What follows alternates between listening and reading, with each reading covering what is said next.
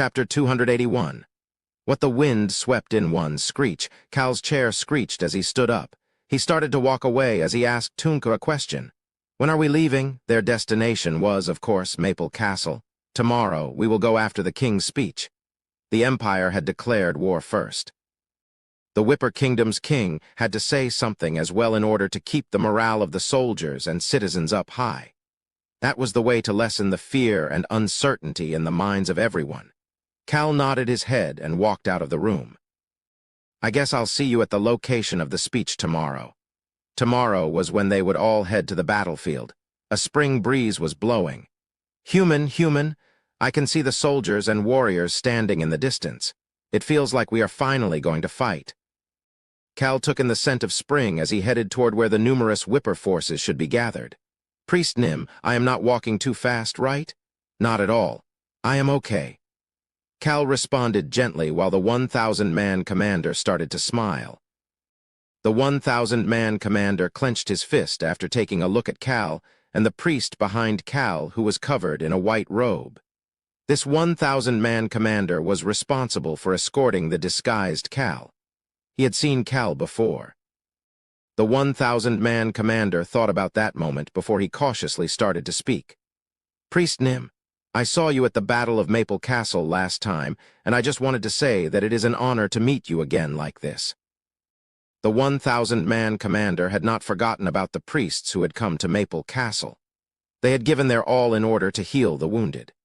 The images of the priests were clear in his mind, as they had seemed angelic, as if they had come because a god had called them to come help. The person who had seemed to be the leader of those priests had returned to the Whipper Kingdom. They said that he is someone Commander Tunkanim knows. This priest was said to have come at Commander Tunka's request. It was also said that the other priests would soon arrive as well. Thank you very much, Priest Nim. The 1,000-man commander was truly thankful that this priest had come to the Whipper Kingdom just as they were about to fight the Empire. I do not deserve such gratitude. I just came where I needed to be. Wow. The 1,000-man commander was in awe at the priest's modest response. On the other hand, Cal felt a bit burdened. Why is he looking at me with such sparkle in his eyes? He was disgusted by the 1,000-man commander's respectful gaze.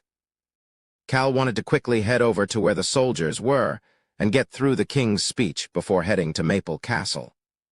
However, the 1,000-man commander who needed to escort the two priests could not run nor show any signs of urgency, and thus leisurely continued to walk. He cautiously started to speak again as well. Priest Nim. Cal flinched at the earnest tone of the 1,000-man commander. It was at that moment.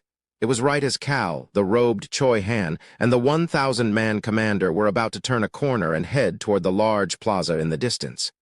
Human. I can feel Tunka's presence behind the corner. He seems to be happily heading toward you. So annoying. Cal was annoyed at the fact that Tunka was happily walking toward him. However, he still maintained the priest's smile on the outside. Naturally, the 1,000-man commander who did not notice Tunka's presence cautiously spoke to Cal. Thank you in advance for all of your help this time as well. Human, Tunka is right around the corner. He seems to want to surprise you. I want to surprise Tunka. Tunka will probably faint if he sees me. I want to try it, Agu, my head. Cal almost let out a sigh, however, he could not let that sigh out. It was because of the 1,000-man commander's cautious voice. I'm sure it is burdensome for me to tell you this, but... Cal looked toward the 1,000-man commander. There were no priests on the western continent that were willing to come to the Whipper Kingdom. The Whipper Kingdom's forces had a lot of concerns about healing because potions were expensive as well. That was why the 1,000-man commander was thankful for the priests who showed up to help with potions, even if they had no healing powers of their own. The man who was in charge of 1,000 soldiers now felt the weight of this upcoming war. That was why he decided to say what he wanted to say after debating it all night, after being told that he would be escorting the two priests. But he was worried that he was out of his lane to say such a thing. Priest Nim, people who used to be farmers became soldiers so that they could survive, so even after a few battles, they are still very lacking. The 1,000-man commander thought about the soldiers in his unit. The majority of them were soldiers who started with the non-mage faction, who were originally from the ignored natives, or the regular citizens who were suppressed by the mages. They need to go back home and farm again once the war is over, so their limbs are very important. Please, please take good care of them. The Whipper Kingdom had been constantly at war for the past 2 years. They had always been the ones to attack and had achieved victory. However, the enemy was taking the initiative to attack them this time. And now, it was about time that they stopped going to war. The 1,000-man commander was thinking and worried about the peace that would come after the war. He was also longing for it. Human, Tunka stopped at the corner and is not moving. Cal held back another sigh. He then looked toward the 1,000-man commander. The commander's desperate gaze was making him feel uncomfortable. He had seen many gazes like this when he had been Kim Rock-Soo. 1,000-man Commander Nim. The commander quickly waved his hand and responded back as Cal called out to him in a low voice.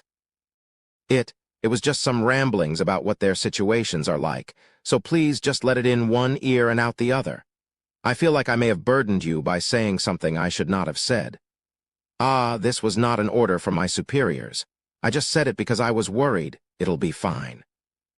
The 1,000-man commander stopped talking after hearing the priest's response. He could see the priest's gentle smile. I heard that the grains grown in the Whipper Kingdom are very high in quality. I look forward to seeing the plentiful fields, Priest Nim. The 1,000-man commander was extremely thankful for the priest in front of him. However, Cal was uncomfortable seeing that awed expression and turned away as he continued to speak. Please lead us there. Yes, sir. The 1,000-man commander vigorously started to walk. Cal held back yet another sigh and followed behind him while Choi Han peeked toward the corner before pushing his hood down and starting to walk. Human, Tunka seems to be frozen. Cal was ignoring Rayon's comments as usual. Cal soon arrived at the location where many soldiers and warriors were gathered. He could not smell the fragrance of spring in the winds here. All he could smell was the scent of dust and dirt. That was normal for this spot. The 1,000-man commander who escorted Cal over headed toward his unit, while Cal and Choi Han headed toward Harol and the other chiefs. Harol stood close to Cal and slowly started to speak. There's less than you expected, right? I assume that the rest of the soldiers are over at Maple Castle, Chief Nim. Harol accepted the respectful demeanor of Priest Cal as if he was used to it before responding back. That is correct. Over half of them were moved to Maple Castle once the Empire declared war. The plan is to move the rest of them there today. Cal lowered his voice so that nobody else could hear. You somehow managed to get the soldiers to buy into using magic scrolls. The Empire could invade at any moment. They needed to move as quickly as possible, and there was nothing better than teleportation magic for that. Once Cal pointed at the soldiers while turning toward Harol, Harol avoided his gaze and responded back. The Whipper Kingdom's citizens hate and despise magic. However, they still fear dying. The soldiers did not want to die. They had already suffered from the pillar of fire that was at Maple Castle last time. That was why they knew about the dangers of alchemy and magic more than anybody else. That was why they had determined that it was fine as long as they were not working directly with mages, thus allowing teleportation magic scrolls and other magic scrolls to be used. They were inconsistent. Both Harol and the soldiers were inconsistent with their beliefs. That was why the leaders, and even the soldiers, were trying their best to keep their use of magic scrolls hush-hush. Good decision. The foreign kingdom's commander applauded their inconsistency. Staying alive is the most important thing. Commander Cal, who was saying that as if it was the truth, made Harol hold back his laughter. Yes, you can only do whatever it is you want to do if you are alive. Harol had been thinking about something these days. Did he really want to create a world without magic? Or did he want to create a world where nobody was oppressing people using magic? The two of them were different. If he chose the latter, he could accept magic. However, if it was the former, the Whipper Kingdom was currently walking down a path of inconsistency. Chief Nim, the Commander Nim is here. Harol turned his head after hearing one of the leaders calling him, Tunka had shown up alone. He did not say anything before standing in front of the soldiers and warriors. I guess His Highness should be here soon. Cal mumbled quietly and looked toward the platform in front of Tunka. Tunka would give the order to march once the king raised the morale of the soldiers. Cal was imagining a sight of tens of thousands of people shouting at once. It was quite a magnificent image. That was why he was waiting for the king. But something was weird. Everyone was here, but the king was not visible. He didn't even see the Knights Brigade that was responsible for protecting the king. 1 minute, 2 minutes. 10 minutes passed by. The agreed-upon time was passing by. Nobody was saying anything. However, the eyes of the soldiers and leaders who were standing at attention were quickly looking around. The chiefs who were gathered to one side had terrible expressions on their faces. "Supreme Chief Nim?" One of the chiefs called out to Harol. They all seemed to be in a state of panic. On the other hand, Harol had no expression on his face, but his eyes were sparkling in anger. The chief that called for him did not say anything else after seeing that angry gaze. It was at that moment. One knight entered the plaza. It was the vice-captain of the king's personal Knights Brigade. He headed toward the chiefs by the entrance as soon as he entered. "What is going on?" The vice-captain flinched at Harol's cold tone that was directed at him before opening up a parchment and starting to speak. His voice was quite loud. "His Highness is not feeling well, so he is unable to make the speech." "Ha!" Cal heard Choi Han scoffing behind him. It was not just Choi Han. The gazes of the chiefs turned hostile. The person who was screaming in the strategy room just yesterday is suddenly ill. And ill to the point that he cannot give a speech? Total nonsense. The chief's gazes started to turn into sharp glares. There was no way the king was ill. He was the type that considered his body to be the most precious thing on the continent. Forget being ill, he was probably extremely healthy, but just choosing not to take part in this speech. Was it because of Harol and Tunka's actions yesterday? That can't be it. This king cared as much about his dignity as he did about his health. Such a king got upset at how Tunka threatened him yesterday and didn't show up today. There was no way that would happen. He's probably just afraid of the Empire. Giving a speech here would be accepting a direct confrontation with the Empire and declaring war. However, if he avoids giving a speech, then there would be no official word from him, giving him an excuse to save himself from the Empire if the Empire won and charged into the Whipper Kingdom's palace. The king was giving himself a way out while remaining neutral, just as he had done for the war between the mages and the non-mage faction. That was why Harol was extremely angry. "Vice-Captain, do you know how this comes off?" The soldiers were in a state of chaos. They were going to war. They were going to war to protect their kingdom. They were going to war to protect this land. But the owner of the land claimed that he was ill and didn't even come to see them off as they went and put their lives on the line for their homeland. He wasn't even cheering them on. What did that mean? How would that seem to the soldiers and the citizens? Did he think that the soldiers were idiots? Anybody would be able to tell that the king seemed to be scared. No matter how strong a warrior was, their morale would be broken if their leader was scared. Both the king and the vice-captain here should know about this. Harol's gaze turned as vicious as it had been when he had aimed for the magic tower. Since he had always been crazy, he had no issues fully revealing that crazy side as he glared at the vice-captain. The vice-captain avoided Harol's gaze as he continued to read what was written on the parchment. Although he cannot come to give a speech in person, he asked me to deliver the message that he is cheering for you. Cheering for us, not hoping for victory, but cheering us on. Harol could not believe it. Damn bastard, that deserves to be beaten to death. He thought that the king was even worse than the tower master of the magic tower. Harol's lunacy and cruelty started to be aimed toward the king. He seemed ready to kill the king right now. However, he could not do as he pleased right now. The soldiers started to whisper to each other. There were many voices that were full of concern. The soldiers are getting agitated. Their morale was going down. Harol started to frown. I should have moved them all to Maple Castle right away if I knew it would end up like this. It was at that moment. Boom, there was a loud noise that shook the ground.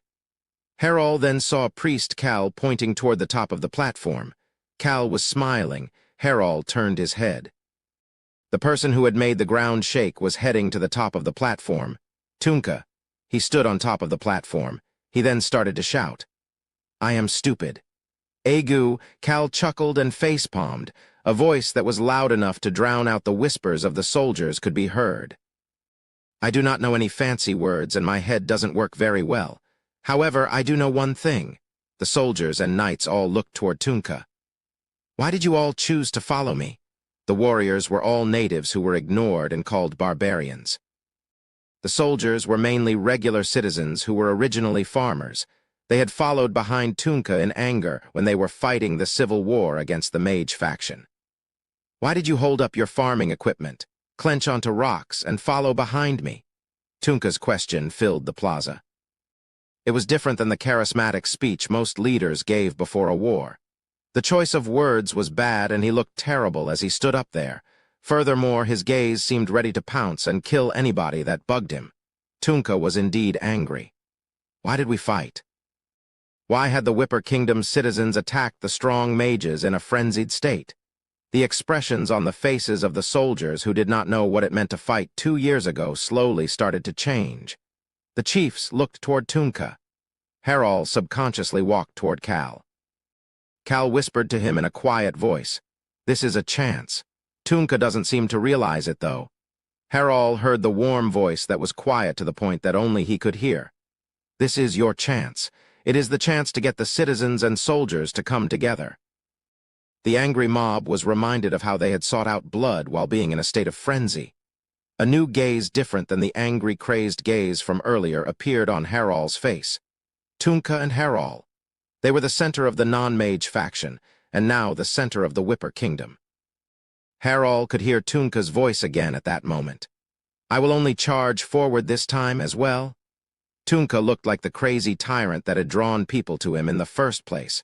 The soldiers and warriors started to think. This was their leader who only fought while looking straight ahead. Your opinions are not important. Yes, they had all followed him because they were charmed by Tunka's style. Follow behind me. The soldiers and warriors' eyes instantly got larger. Their leader, who always charged forward, continued to speak. Chase after me. He was telling them to follow him. These were the words of their leader who had brought them victory over and over again. A state of heated frenzy started to surround the soldiers. Tunka was extremely angry right now. He was angry at the Empire and at the king of the Whipper Kingdom. That was why he wanted to destroy everything. However, Tunka had indeed changed. His gaze headed toward one side. He could see Cal. He could see Cal smiling leisurely as he continued to speak. Do not worry about your back. Only look forward. Do not worry about your back. Tunka was the same yet different Tunka from before. His subordinates sent him their responses. Boom, boom, boom, woo-woo-woo-woo-woo-woo-woo. The warriors, who seemed ready to charge into battle, once more stomped their feet as the soldiers shouted out loud. Other people might even have thought that they had all gone crazy. Human. Are we bringing the bears and flame dwarves now? Are we bringing them to Maple Castle? Cal nodded his head. The frenzied mob that had scared the other nations of the Western continent had gathered together without thinking about anything else. No. Cal processed the thoughts on his mind. All that was left was to burn everything down. It was at that moment. You want to make it into a sea of fire. The fiery thunderbolt that had been in shock and quiet for a while after eating 10 billion gallons suddenly shouted out. My heart is beating fast. What do I do? That crazy bastard. Cal ignored the fiery thunderbolt. 1. Supreme Chief is used for rare occasions. I've generally just used Chief. Other than a few times I used Supreme Chief for very formal situations. Chapter 282. What the wind swept into. Maple Castle was located on the western border of the Whipper Kingdom. A wind brushed past the top of Choi Han's hood. The chilly winter air was gone, and a slightly warmer air was surrounding Maple Castle. However, it still felt like winter at Maple Castle. So the king threw us away. Hey, talk quietly. Why should I be quiet? There's no need. The only thing we trust are the things we accomplish with our own 2 hands.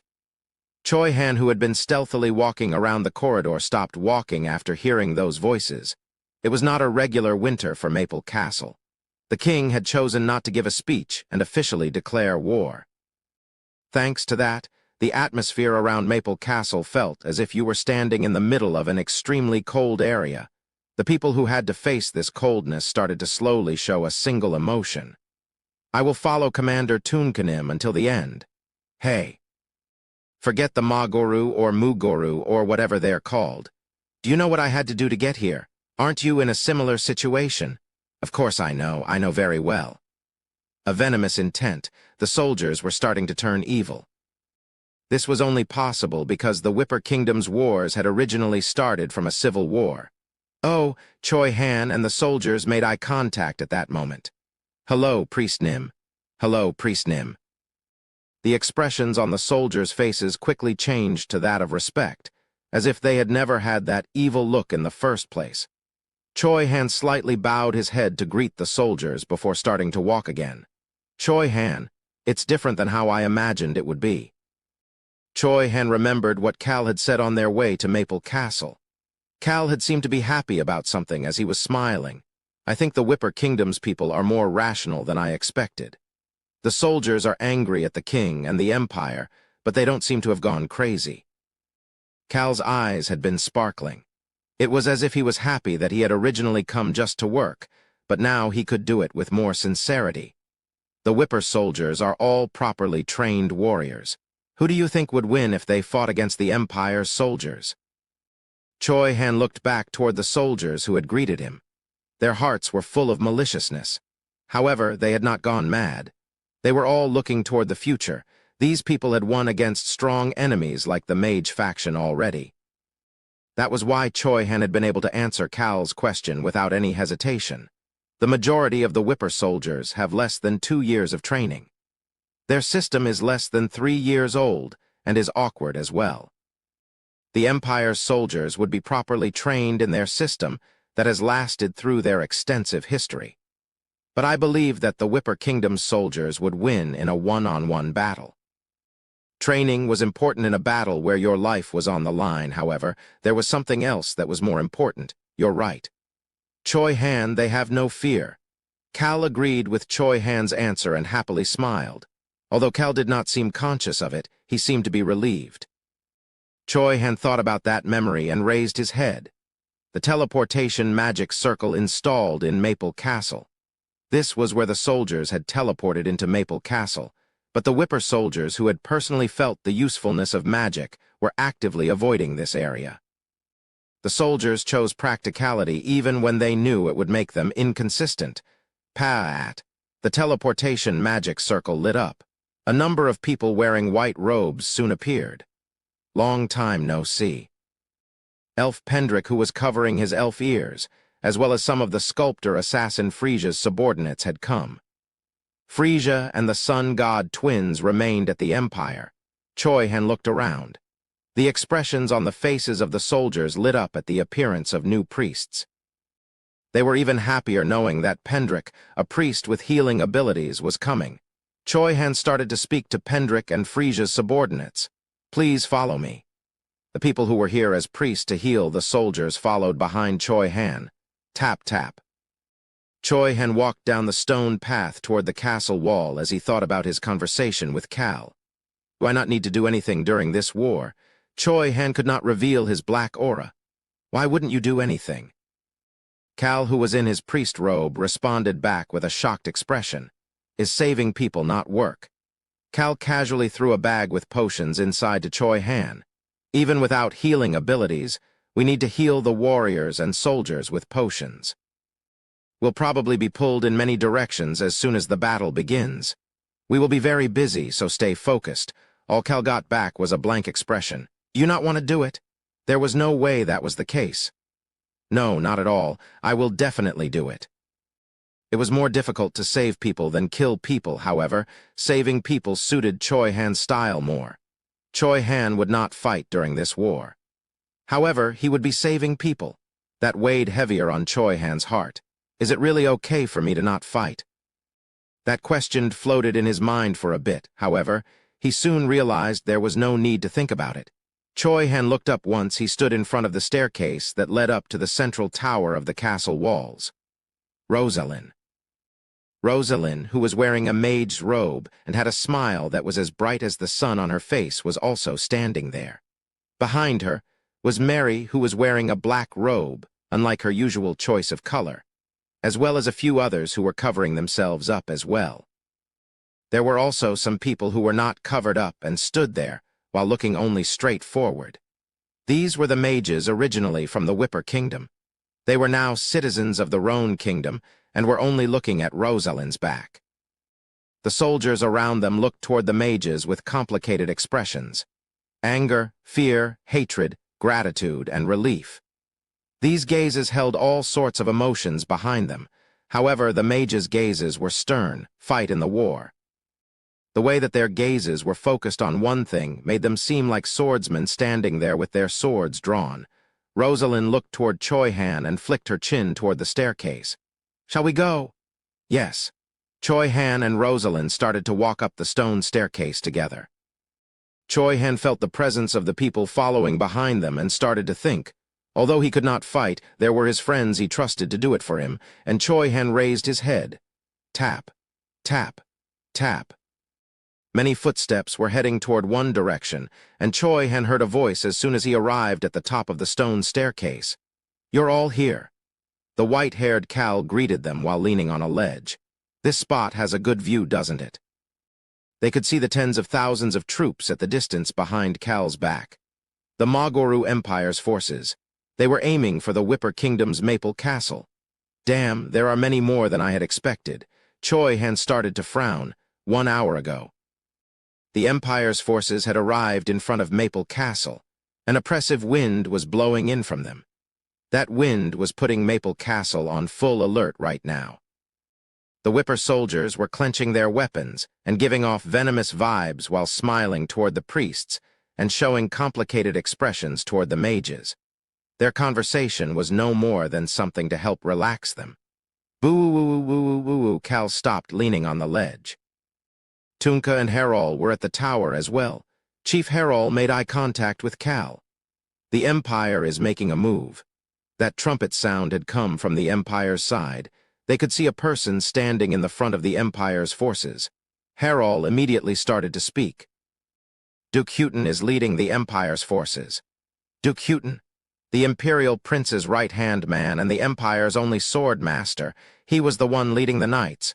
Boo-woo-woo-woo-woo-woo-woo-woo. They could hear the neighing of horses along with the trumpet sounds. "Shit, there's a ton of knights." Tunka started to frown. It quickly turned into a smile. "His name is Duke Houghton. I can rip that human into pieces. Kehehe." Duke Houghton had not taken part in the last battle of Maple Castle. That meant that the Empire was being serious this time. Boom, boom, boom. The ground started to shake. It was not because of magic nor anything of the sort. It was just that tens of thousands of soldiers were moving along with the cavalry behind them. This is no joke. Rosalind started to frown. Sword Master Houghton, it was not that she was afraid of him. This is even more than the Perun Kingdom. The 3 northern kingdoms. Knights numbering close to the amount of knights from the land of soldiers and knights were currently raising their swords and spears toward Maple Castle. However, there was something different about these knights than the knights of the north. The armors of the knights are all fortified with magic. They all have at least a high-grade magic stone in them. Rosalind informed the others on top of the tower. The Empire. Why was it called the Empire? Rosalind recalled the information she had learned about the Empire when she had been next in line for the throne. Her teacher, who had taught her about royal traditions and politics, had stopped a lesson for a moment to tell her something. An empire must be better than average in all aspects. It refers to a nation that is above all others when combining all aspects together. You must remember that. The Roan Kingdom was above average in magic. The Perun Kingdom was above average with their knights. There were many nations that were talented in one area. Above average magic, above average troops, above average strength of knights, and finally, the continent's only home for alchemy. Rosalind recalled the weight of the empire that she had forgotten about. They are scary because all of those aspects are gathered together. The empire's knights alone were not scary. The Empire's magic was fine to take on by itself. Even the Empire's alchemy could be handled if you were cautious enough. However, her teacher had warned her. You may hate me for saying something like this, however. I am telling you this because you are someone who is going to be a ruler. The Empire is a nation where everything is above average. A kingdom that is below average in any aspect would not be able to defeat the Empire. Her teacher had finished off by saying the following: You will thoroughly realize that if you become the Empire's enemy.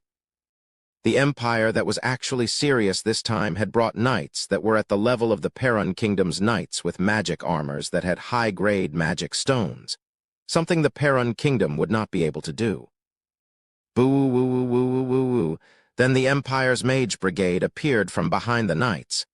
This Mage Brigade had a longer history than the Roan Kingdom's Mage Brigade. Chief Harald let out a scoff. They brought all this just to take back a castle. Harald could sort of understand the Whipper Kingdom's king's fear. Anybody would be scared after looking at these troops. They truly came, not just for Maple Castle, but to gobble up the entire Whipper Kingdom. Harald completely understood the Empire's true intentions. He also realized that the Empire looked down upon the Whipper Kingdom, and didn't try very hard during the last battle. Boo-woo-woo-woo-woo-woo-woo-woo. The sound of the Empire's trumpets cut through the battlefield. On the other hand, Maple Castle was completely silent.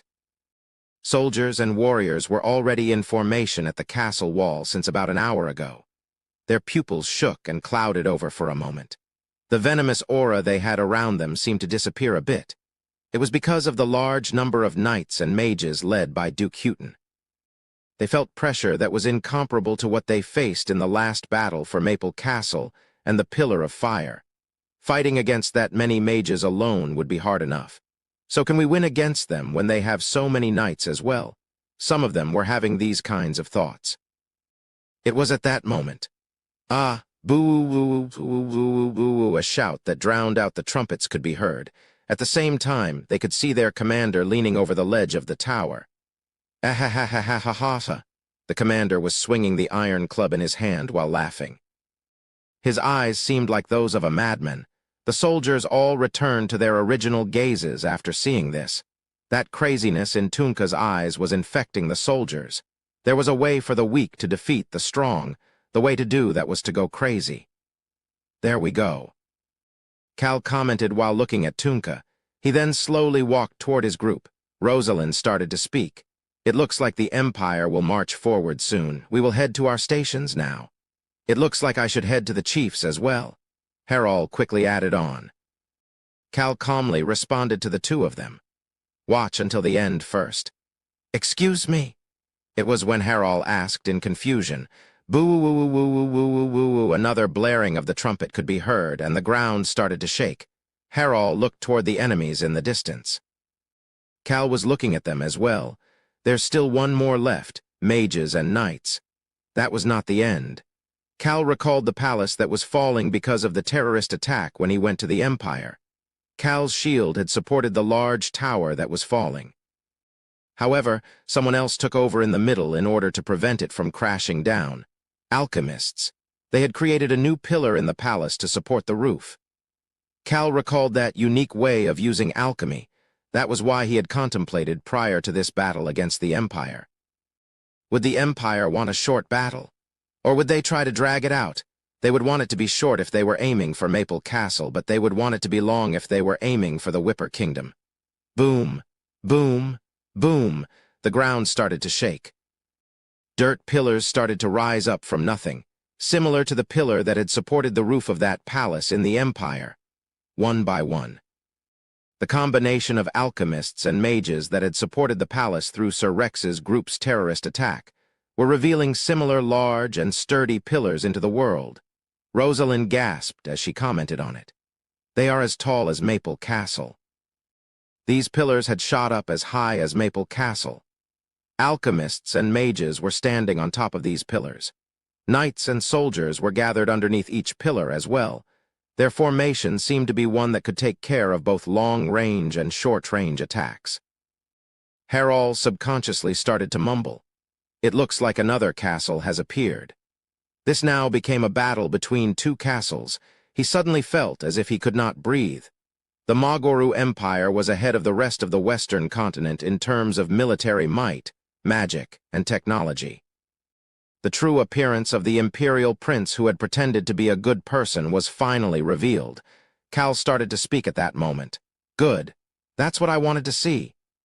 He sounded as if he was waiting for the Empire to come out like this.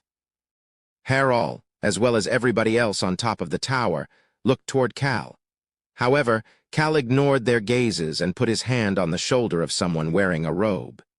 This person was covering themselves completely in a robe similar to Mary. Cal took off the hood that was covering the person's face. A middle-aged man's shaking pupils appeared from underneath the hood and looked toward Cal. Cal had prepared for this war against the Empire as much as he had prepared for the war against the Indomitable Alliance, and their alliance of 3 kingdoms and 2 tribes. It was even possible that he had prepared more for this war against the Empire than for the Indomitable Alliance. Cal looked down at the middle-aged man in front of him. Now, do you understand why I called you here? Kainel, the chief of the Flame Dwarf tribe. He was looking up at Cal. The dwarf chief Kainel felt chills while looking at the indifference on the priest's face. The cold commander in front of him did not even believe in a god, however. His pupils had no signs of fear. He did not seem to fear the Empire nor the war. The chief's shaking voice started to speak. Do we have to destroy alchemy? The Flame Dwarf tribe's chief could see the priest smiling brightly as if he had said the answer. It was so bright that it gave him chills. Chapter 283. What the wind swept in 3. Boom, the alchemists and mages created another dirt pillar. Cal didn't need to see the battlefield to know what was going on. The alchemists and mages had appeared to support the roof of the palace when Sir Rex and his group had used magic bombs to blow it up. They had scattered some unknown fluid which responded to the alchemists and mages' mana and had shot up into the sky. Then the alchemists put a black thread of unknown origin around the pillar. Once the black thread disappeared into the dirt pillar, it had turned into a sturdy black pillar. Cal was only looking at the flame dwarves as he started to speak. An alchemist's job is to always come up with something new. Boom! The black pillar continued to become larger until it turned into a tower. The towers continued to grow in number until there was a total of 7 towers. The mages and alchemists would get to the top of these towers and launch long-range attacks from there. Boo-woo-woo-woo-woo-woo-woo-woo. Cal looked toward the dwarf chief through the sound of the trumpet. Alchemy. The alchemy of this world was similar to alchemy on Earth. Their goal was to create gold. However, the methods to do that were different. The alchemist of the Western continent sought to use natural elements to create gold. That was why these alchemists could not help but become close to mana, which had the purest natural element. But according to the dragon half-blood, the alchemy that the White Star is looking for is not aiming to create gold. The ancient dragon Iruhaben's voice could be heard in Cal's mind. You know why they are researching dead mana bombs. That was completely unrelated to alchemy if their goal was to create gold. However, the White Star's alchemist's bell tower had partnered with the Empire for around 20 years to research dead mana bombs. I originally thought that they just wanted dead mana bombs to use as weapons, but I realized that I was wrong after hearing what the dragon half-blood had to say. Cal had never seen the ancient dragon looking so serious. Iruhaben had a shocked yet fearful expression on his face as he explained. What the alchemist's bell tower wants is mana, not gold. Cal stiffened up after hearing that as well. The reason they researched dead mana, they want to create mana. Water, fire, wind, earth, and wood. Mana exists like each of these 5 basic elements of nature. It was one of the foundations for power in the world, and they were a group that was trying to create mana. After hearing about that from the dragon half-blood, I learned that the Alchemist's Bell Tower is a higher-ranking organization than ARM. Cal completely understood. He could not figure out what the crazy White Star wanted, however. That bastard had done all sorts of crazy shit, and creating mana was just one of them. What would happen if that crazy bastard who would even attempt to create a chimera was able to create mana? It had become a total mess. There would be no chaos like that one. That was why Cal made up his mind once again.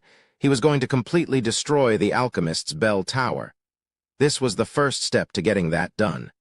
Cal looked toward Canel, the chief of the Flame Dwarf tribe, and started to speak. He could see the shaking pupils in the chief's eyes. Yeah, I get it. I'm sure war is scary. Cal tried to be the calm and collected commander and tried to speak with a majestic air as he understood what the Flame Dwarf chief might be thinking. However, Chief Canel's reaction was strange. Chief Canel, what are you looking at? Canel was not looking at Cal, but behind Cal. Someone urgently rushed toward Cal at that moment. It was Choi Han. Cal Nim, he seemed to be in such a shock that he called out Cal's name. At the same time, Canel's mumblings reached Cal's ears. Canel was currently scared. The king of beasts is what? Cal quickly turned around. He could see the battlefield as he heard Choi Han's voice. It is the lions from last time. Cal could see a few people flying to the top of the black tower made by the alchemists using flight magic. Two of their faces were familiar. Cal Nim, they are the ones we saw up north? They had seen these lions when they had visited Guardian Knight Clope Seca's house to steal the crown. Those arrogant lions had ended up kneeling in front of Choi Han's blade. They were currently not in their berserk transformation as they had appeared from within the Empire's forces. Nobody would have realized it if Choi Han, Cal, and the Flame Dwarves were not there. See, Commander Nim. Chief Canel's expression became desperate. The lions were talented in leadership and adept at large group battles. Unlike the tigers who lived alone in their own mountain, the lions lived in large groups in order to maximize their strength. Commander Nim, those bastards are stronger than the bears. The Lion tribe even has 2 potential successors for the Lion King position in this generation. They are super strong. Flame Dwarf Chief Canel's eyes could not stop shaking. If the Bear tribe was the ones who had annoyed the Flame Dwarf tribe in arm every day, then the Lion tribe was the ones that treated the Flame Dwarves as if they did not even exist. They considered themselves the greatest tribe, and considered the dwarves to not even be worth their gazes. It was kind of true. The Lion tribe was like the whale tribe on land. The tigers could be the best if they did not have the tendency to be alone. However, the lions who lived in a pride were considered to be the strongest. I didn't expect the lions who didn't appear with the Indomitable Alliance to appear with the Empire. The Flame Dwarves became extremely scared after seeing the Empire's might as well as the Lion tribe. Why, the Roan Kingdom and that Sword Master? Even the Commander Nim. None of them can join this battle? This would be a war without the main characters for victory in the last war. This was like fighting without any limbs. Commander Nim. The dwarf's expression did not look good. He had already chosen to be on Cal's side. He had chosen to join this side in order to survive. In that case, they needed to win this war. We need to make it a defensive battle. I will go work with the other dwarves waiting in the castle to build tools for defense. Rosalind had brought Mary, some flame dwarves, and some mages to the tower. However, there were still plenty of flame dwarves inside of Maple Castle. They were probably busy right now building tools for defending the castle, like putting together more of these wings. The chief bit down on his lips while thinking about the dwarves who would be working hard to complete these wings, without knowing about the Empire's strength and the lions. However, the wings were useless in the current situation. Commander Nim, it is useless to take care of just the alchemists right now. The lions, mages, and knights that are fortified with magic, those tens of thousands of soldiers are going to invade. The Flame Dwarf Chief was afraid. How could they defeat so many enemies with less than 5,000 on their side? Especially when the Whipper Kingdom had so few warriors. The only way to survive was to lock up the castle gate and resist. Rosalind agreed with that statement. Rosalind was the only one who could openly fight along with the Whipper Kingdom's forces. That was why Rosalind shared her thoughts as well. He's right. Young Master Cal, we need to choose safety first. She looked toward Tunka and continued to speak. She thought about Tunka as well as the native warriors on their side. Their armors and weapons were terrible compared to the Empire's knights' equipment. And as they did not have any magic fortification, it was as if they were naked compared to those knights. I'm sure you agree with me, Commander Tunka and Chief Herol. We need to preserve the number of warriors on our side. They needed to defend first and lower the enemy numbers before sending the soldiers and warriors out when they saw an opening to launch a counterattack. They needed to use the flame dwarves and Mary's strengths during that time as well. That is the only way to reduce the difference in numbers.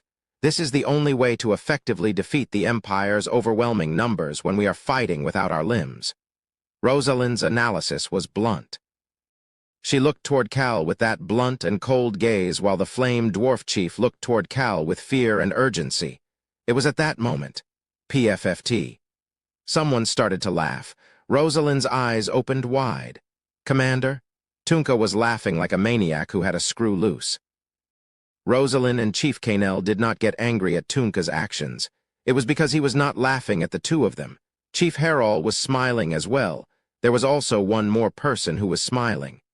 Young Master Cal. Cal was also smiling with them.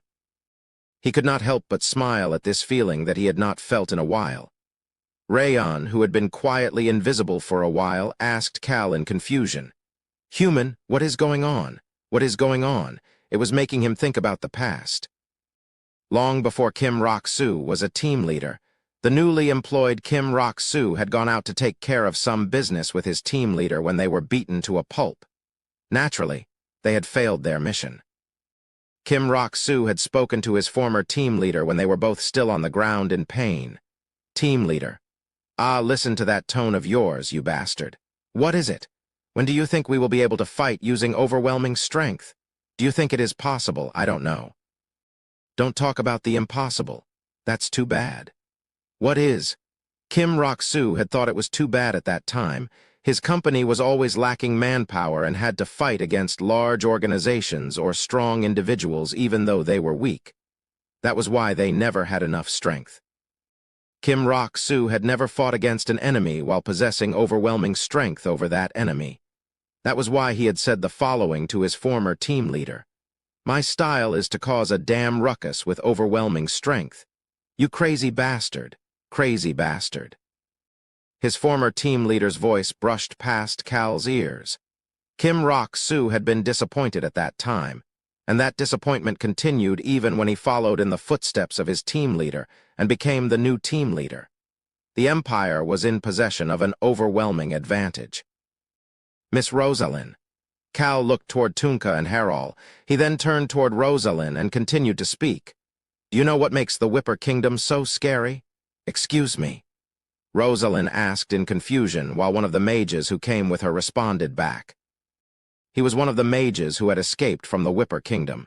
He calmly answered Cal's question. The Whipper Kingdom is scary because there is no defense. There is no defense? Does that mean they don't ever defend their castles?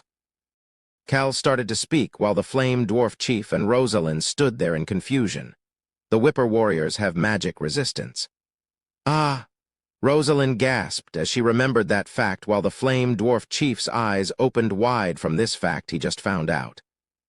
Some of the Whipper Kingdom's natives were born with magic resistance. That number only grew as time went on. It increased significantly after the Magic Tower conducted their cruel human experiments. Tunka was someone who was at the peak of those individuals. His physical strength was overwhelming, but his magic resistance was even greater than that. Armor that is fortified with magic.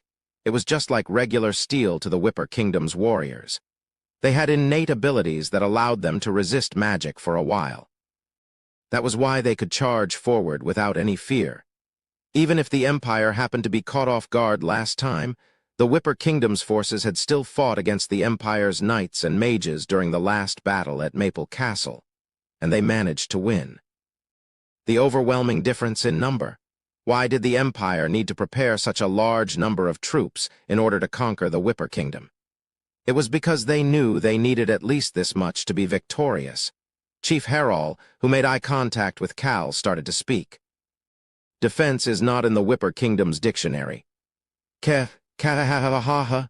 Tunka's laughter shook the tower. He could see the Empire's forces. The Lion tribe and alchemists were not stepping up. But the knights and soldiers who were wearing armor fortified with magic, as well as the mages, were prepared for battle. However, Tunka turned his head and looked toward Cal. Cal nodded toward Tunka. "Do not worry about your back." Tunka understood what Cal meant with that nod. That was why he started to move. In fact, he jumped off the tower. He laughed as his large body flew off of the tower. "Ka-ha-ha-ha-ha-ha-ha!"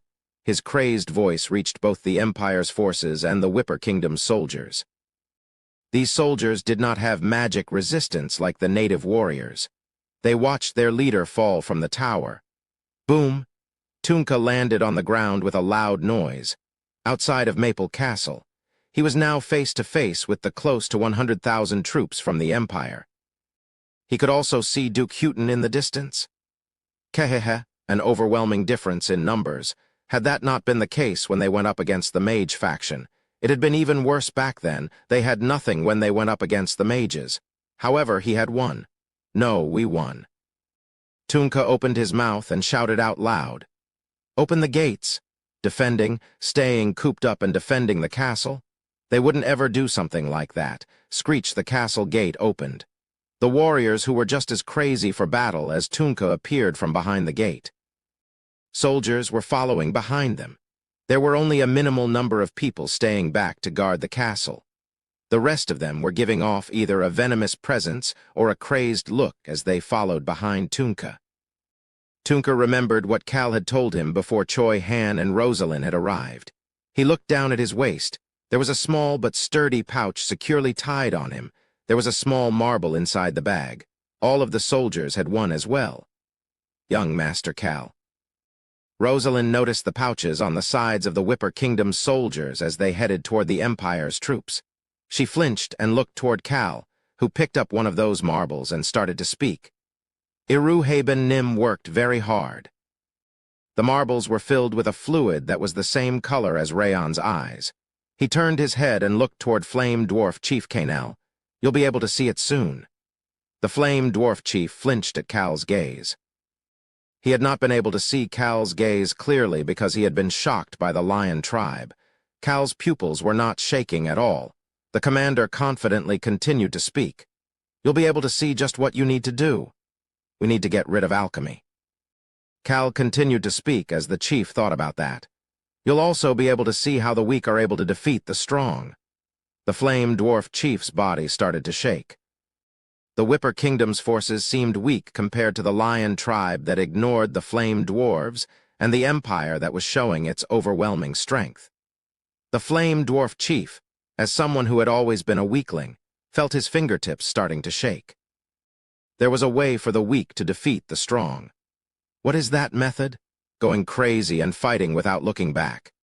Kainel subconsciously gasped after seeing Cal's gaze. However, Cal had turned his head. There were times that you needed to run while only looking straight forward.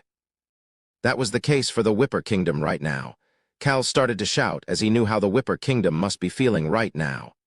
"Priests, start moving." However, honestly speaking, both the Whipper Kingdom and the Empire had the wrong idea. "Mary, you go back inside the castle as well. Go gather the Flame Dwarves." People on the tower started to quickly move. Cal was at the center of those people as he observed Tunka, who was heading toward the Empire, and addressed Choi Han. "Choi Han." "Yes, Cal Nim, follow me." There would be no need for the warriors and soldiers to worry about their back, as Cal had told Tunka. "Human, I will go to save people as well. I will go with you no matter what you say." This was because Cal had prepared some overwhelming strengths for it. "There's no reason, Cal Henitus, no. There is no reason that I need to fight as I had fought when I was Kim Rock-Soo." The fire of destruction started to twirl on top of his palm. Chapter 284. What the wind swept in for. The dwarf was the first to react to the fire of destruction's rumbling. Dwarves were a race that dealt with steel. As someone who could not live without dealing with fire, Kainel gasped after seeing the fire on Cal's palm. It was different than the fire he used to melt steel.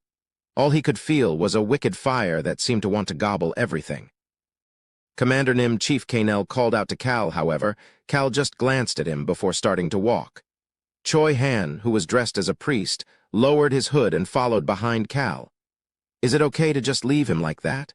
Choi-hen asked Cal with concern. It was obvious he was talking about the flame dwarf chief who was blankly standing there. It's fine since Mary went.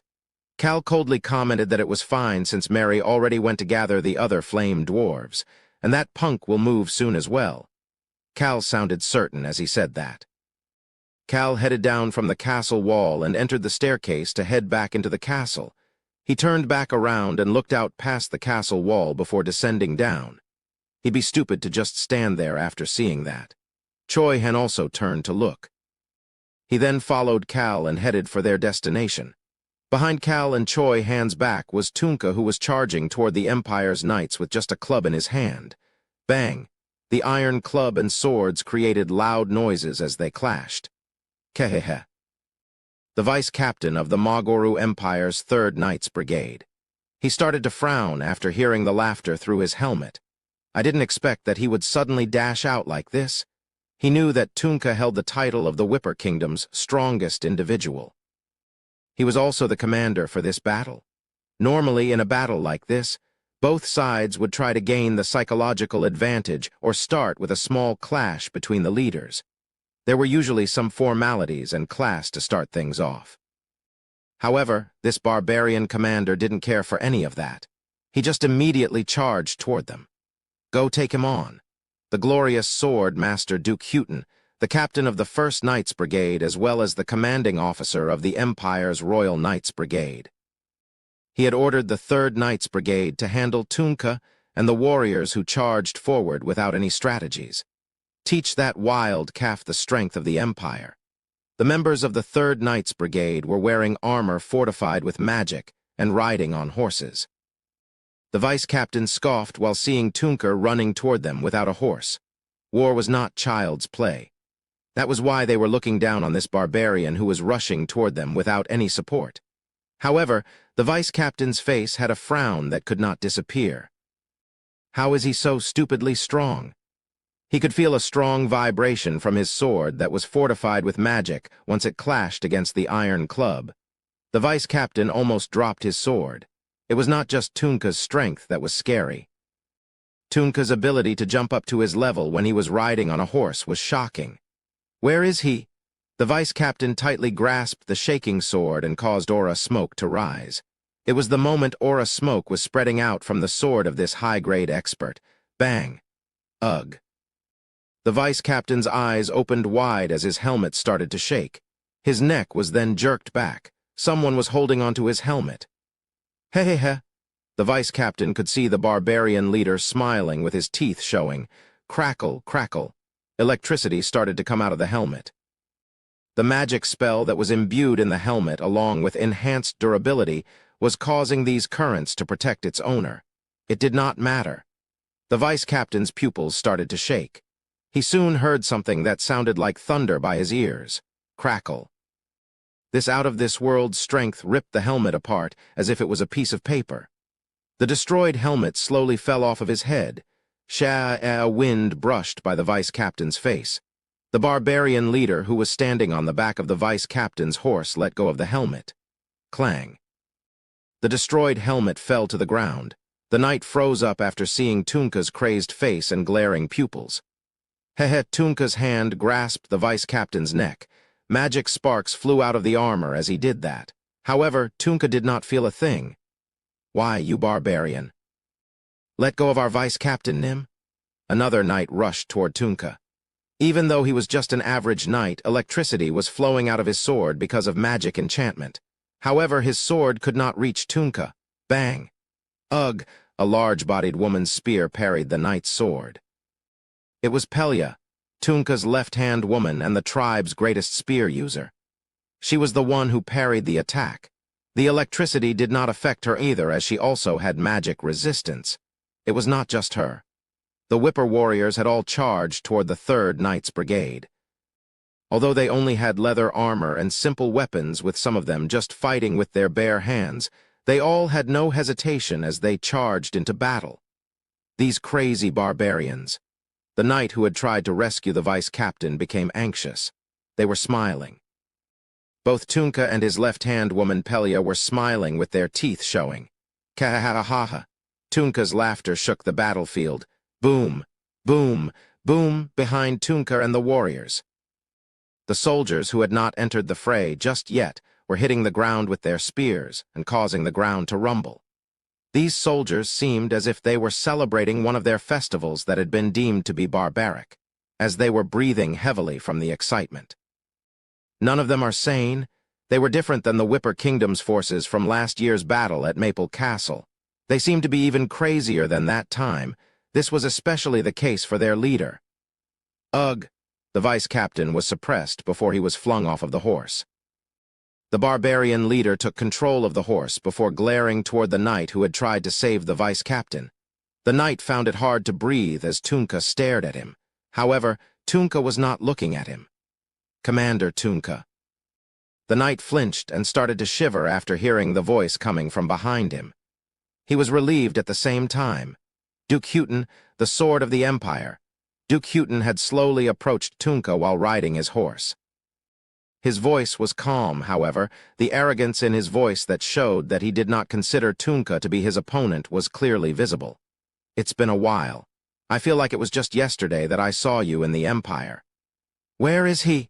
Tunka did not seem to care about Houghton. Houghton's eyebrows twitched, but he calmly continued to speak. He could be this relaxed because of his strength. "Who are you looking for?" Tunka laughed at Duke Houghton's question and wet his lips as if he had found a prey before answering the question. "Aden. I'm talking about Aden." This was followed by a moment of silence. Only Tunka continued to speak.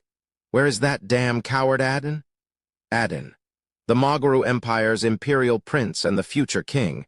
Tunka was calling his name as if it was the name of a random thug. The Empire's forces seemed to be in shock. And one more person. Chief Canel from the Flame Dwarf tribe was standing on the castle walls with a blank stare. "Hey, coward, stop hiding and come out. I'll crush you with my fist." "Ka-ha-ha-ha-ha," Tunka's shout. "Coward, stop hiding." Tap, tap, the Flame Dwarf chief slowly started to move. His body was starting to get farther away from the battlefield as he took some steps back. He could hear Cal's voice in his head. "You'll be able to see it soon. You'll be able to see just what you need to do." The Flame Dwarf chief took a couple more steps and finally let out a breath. "Hoo-woo-woo." Duke Houghton also let out a deep sigh. However, there was anger in his eyes. "Commander Tunka, I am following proper etiquette right now." No matter how strong Tunka may be, Duke Houghton could still see how strong Tunka was. That meant that he was stronger than Tunka. He had been maintaining respect and following proper etiquette as the stronger person. However, he started to get angry after seeing Tunka show no respect at all. "Etiquette? Heh. Tunka just shrugged his shoulders and started to laugh. He recalled the conversation he had with Cal at the tower before Choi Han and Rosalind arrived. "I'm sorry, I just seem to be receiving without giving anything this time." "Is there anything you want?" Tunka could see Cal being shocked at his question. However, he soon returned to his usual calm expression and answered back. "It's not enough with Duke Houghton." How disappointing. Tunka could not help but think Cal really was a strong person pretending to be weak. Who else could say such a thing while looking at the Empire's forces? The Imperial Prince. Drag him into this pit of fire. We can't be the only ones to take a hit this time. Tunka liked that answer very much. That was why he sneered at the Empire, who feigned following etiquette and being respectful in front of the public, while threatening the Whipper Kingdom and being greedy for their land in the back. "You should have brought that Imperial Prince bastard if you are aiming for the Whipper Kingdom." Tunka, who had been standing on the horse, suddenly shot forward. Bang! A loud noise could be heard. Knights were blocking Tunka's path. There was a wall created by the knights' swords. Tunka looked toward Duke Houghton behind them and continued to shout. "I'll let you roll in this mud, no, in this pit of fire. You bastards will have to stand on even ground with us. It didn't matter if someone was a noble, king, emperor, or anything else. None of it mattered if you beat them up. Our Whipper Kingdom is not weak." Tunka's shout filled the battlefield. It reached everyone's ears. Cal laughed, saying Tunka has got a loud voice, while Dwarf Canel, who had been stepping backward, clenched his fists and turned around before starting to run. He was heading away from the battlefield and heading into the castle. Bang! The wall that was made of 5 swords broke at the same time. Tunka ignored the blades hitting his body as he moved forward. If there were people above him, if there were people stronger than him, then he just needed to pull them down to his level. They were all the same when they were standing on the ground. Magic. Aura. The only thing given to a human at birth was their body. Tunka was someone who had fought against nature and developed his body. He had no fear because he trusted this body of his. And now he didn't have to watch his back either. Clang, Duke Houghton took out his sword. His aura shot out as well. Although Tunka had magic resistance, he did not have aura resistance. Defeat was the only possible ending for him. Uwuwang, the first Knights Brigade that consisted of the strongest experts, started to let out their aura smokes. They were all at minimum high-grade experts. They raised their swords toward the warriors behind Tunka. Then the captain of the Magic Brigade shouted from behind them. Prepare for the first wave of attacks. The mana around the Empire's Mage Brigade started to rumble. Duke Houghton looked toward Tunka, who was running in a straight line toward him, and started to laugh. Commander Tunka, your warriors will die at our knights' hands, while your soldiers will die at our mages' hands. The warriors with magic resistance would be dealt with by the knights, while the soldiers without magic resistance would be killed by the mages. The horse Duke Houghton was on started to rush forward as well. Bang! Duke Houghton's sword and Tunka's iron club clashed against each other. Slash! The iron club was cut by Duke Houghton's aura. This was the law of nature. The strong suppress the weak.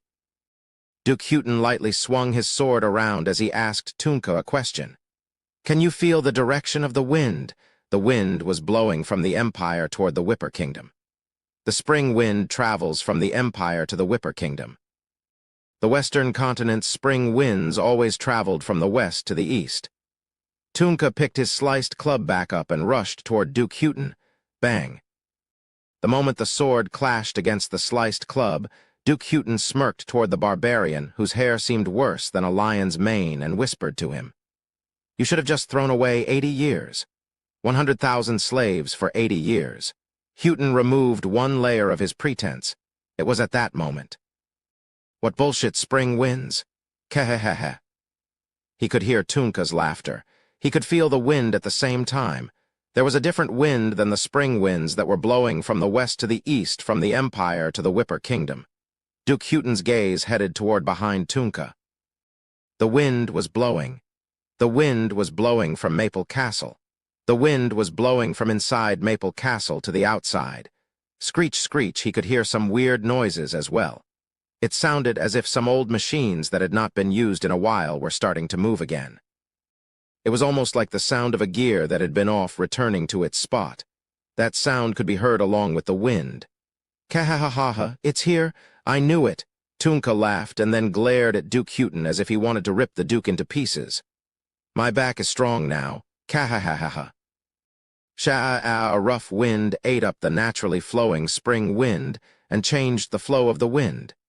It was now going from the east to the west. The wind that was blowing from the Empire to the Whipper Kingdom had instantly changed directions. However, the Empire's forces could not even feel the wind that was blowing toward them now. Something was floating up. Something was floating up from the center of Maple Castle. White birds started to rise up from Maple Castle. These white birds were completely made out of bones. They were flapping their bone wings and causing the wind. They looked toward the largest of the birds. The white skeleton bird that had highest-grade magic stones at multiple spots around its body opened up its half-folded wings. Someone was holding onto the reins on that bird. One of the lions on top of the Black Tower subconsciously shouted out, Chief Kaynell, why is that dwarf bastard over there? Kaynell, the chief of the Flame Dwarf tribe, was the one holding onto the reins. He had headed from the castle wall to where the other tribe members were making the wings. He had heard what Tunka had said. Hey, coward, stop hiding and come out. Our Whipper Kingdom is not weak. What Kel said also repeated itself in his mind. You'll be able to see it soon. You'll be able to see just what you need to do. Chief Kaynell grabbed the reins to control the white skeleton bird with one hand, while clenching onto a video communication device with his other hand. The flame dwarves that were controlling the other 4 white skeleton birds looked toward the small chief's back. The dwarves were tiny compared to the size of these white skeleton birds. The person on the other side of the call talked to their chief, who was on the largest bird. "Do not worry about your back." The chief looked behind him. He looked toward the highest spot on Maple Castle. Their commander was looking at them from that spot. The direction of the wind had changed. "The wind will bring the fire with it." The commander's voice disappeared along with the wind. 1. Maybe high-grade experts can condense aura smoke, but not aura in solid form. Chapter 285. Without front or back. 1. Skeleton birds. The largest bird was about 15 meters in length. The large birds made out of bones unfurled their wings. Their wings blocked the sunlight. A shadow fell over the Empire's knights. "That's—" Duke Houghton turned his gaze toward the sky and then looked back forward again. "Heh." As the Duke unsheathed his sword, the barbarian who had been blocked by a wall of knights burst into laughter. Tunka looked like he was dying of laughter. However, Duke Houghton couldn't laugh along as he looked at Tunka's expression. 5 in total. 4 birds rose up together along with the one large bird in the center. "Duke Nim." Behind him came the urgent voice of one of the Empire's mage. "This is the energy from highest-grade magic stones." "Those are bones embedded with magic stones?" The leisurely look in Duke Houghton's eyes changed. There was no urgency, however. There was a look of sharp fury in his eyes. He observed the barbarian, Tunka, who was looking at him, and started to speak. "Flame dwarves and magic stones." It was probably the flame dwarves who had assembled those bones together. Houghton knew the face of that flame dwarf tribe's chief. As an excellent sword master, if Houghton concentrated his aura into his eyes, he could see the face of that dwarf in the sky that the other knights could not see. After all, would it make sense if Duke Houghton of the Empire didn't know the face of the leaders affiliated with the Indomitable Alliance? The flame dwarf chief, who wasn't supposed to be here, had appeared. In addition, there was a skeleton that was moving through magic stones.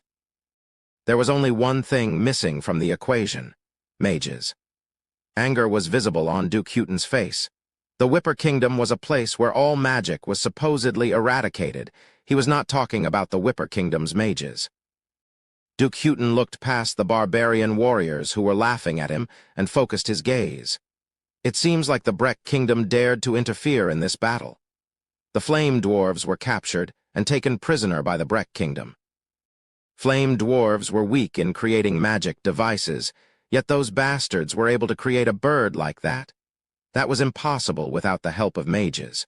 Duke Houghton's gaze headed toward the top of Maple Castle's walls. He could see a woman at the center of the walls who was openly making her presence known by stirring the mana around her. That woman, Rosalind, was looking down at Duke Houghton. "Is this the Breck Kingdom's decision?" Houghton's voice was quite loud after being amplified through his aura. It was so that Rosalind, who was standing above the castle walls, could hear him. Tunka was no longer the focus of his attention.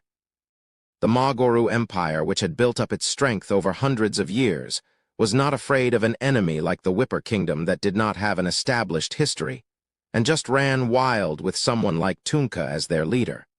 However, things changed if the Breck Kingdom entered the fray. Houghton could see the smile appearing on Rosalind's lips. Rosalind then responded cheerfully, matching the bright smile on her face. "We are mercenaries." "What?" Houghton couldn't help but blankly question her statement. He could then hear Tunka's voice. "I hired them, Commander." Houghton turned his attention back to Tunka. Tunka snickered with a look that seemed to say, "What are you going to do about it?" "I hired some mercenaries and bought the dwarves from the Breck Kingdom." "Such nonsense?" It was utter nonsense. Rosalind, who was banished from the Breck Kingdom, was technically free from the Breck Kingdom's rules. In addition, if the Whipper Kingdom had bought off the prisoners of war from them, then the Breck Kingdom would have mentioned it to the Empire out of formality. That way they would be able to say that they didn't support the Whipper Kingdom and play off the exchange as a mere transaction between kingdoms. "Are you telling me to believe in such bullshit?" Houghton suddenly started to speak to Tunka in an unrestrained manner. "It was your imperial prince who spouted bullshit first." Tunka gritted his teeth as he glared at Houghton. "A correspondence demanding a slave transaction. That was the biggest bullshit out there. Houghton snorted and looked towards Rosalind as he started to speak. Rosalind, you and the Breck Kingdom have a lot to explain to our Magoru Empire. The Breck Kingdom, who dared to support the Whipper Kingdom and point its blade at the Empire, must explain today's occurrences to the Empire and bow down to them as an apology. That was the weight of going against the Empire. Houghton could see Rosalind's smiling lips parting to speak. Her voice that was infused with mana rang out, "Prepare to attack." Houghton's expression hardened.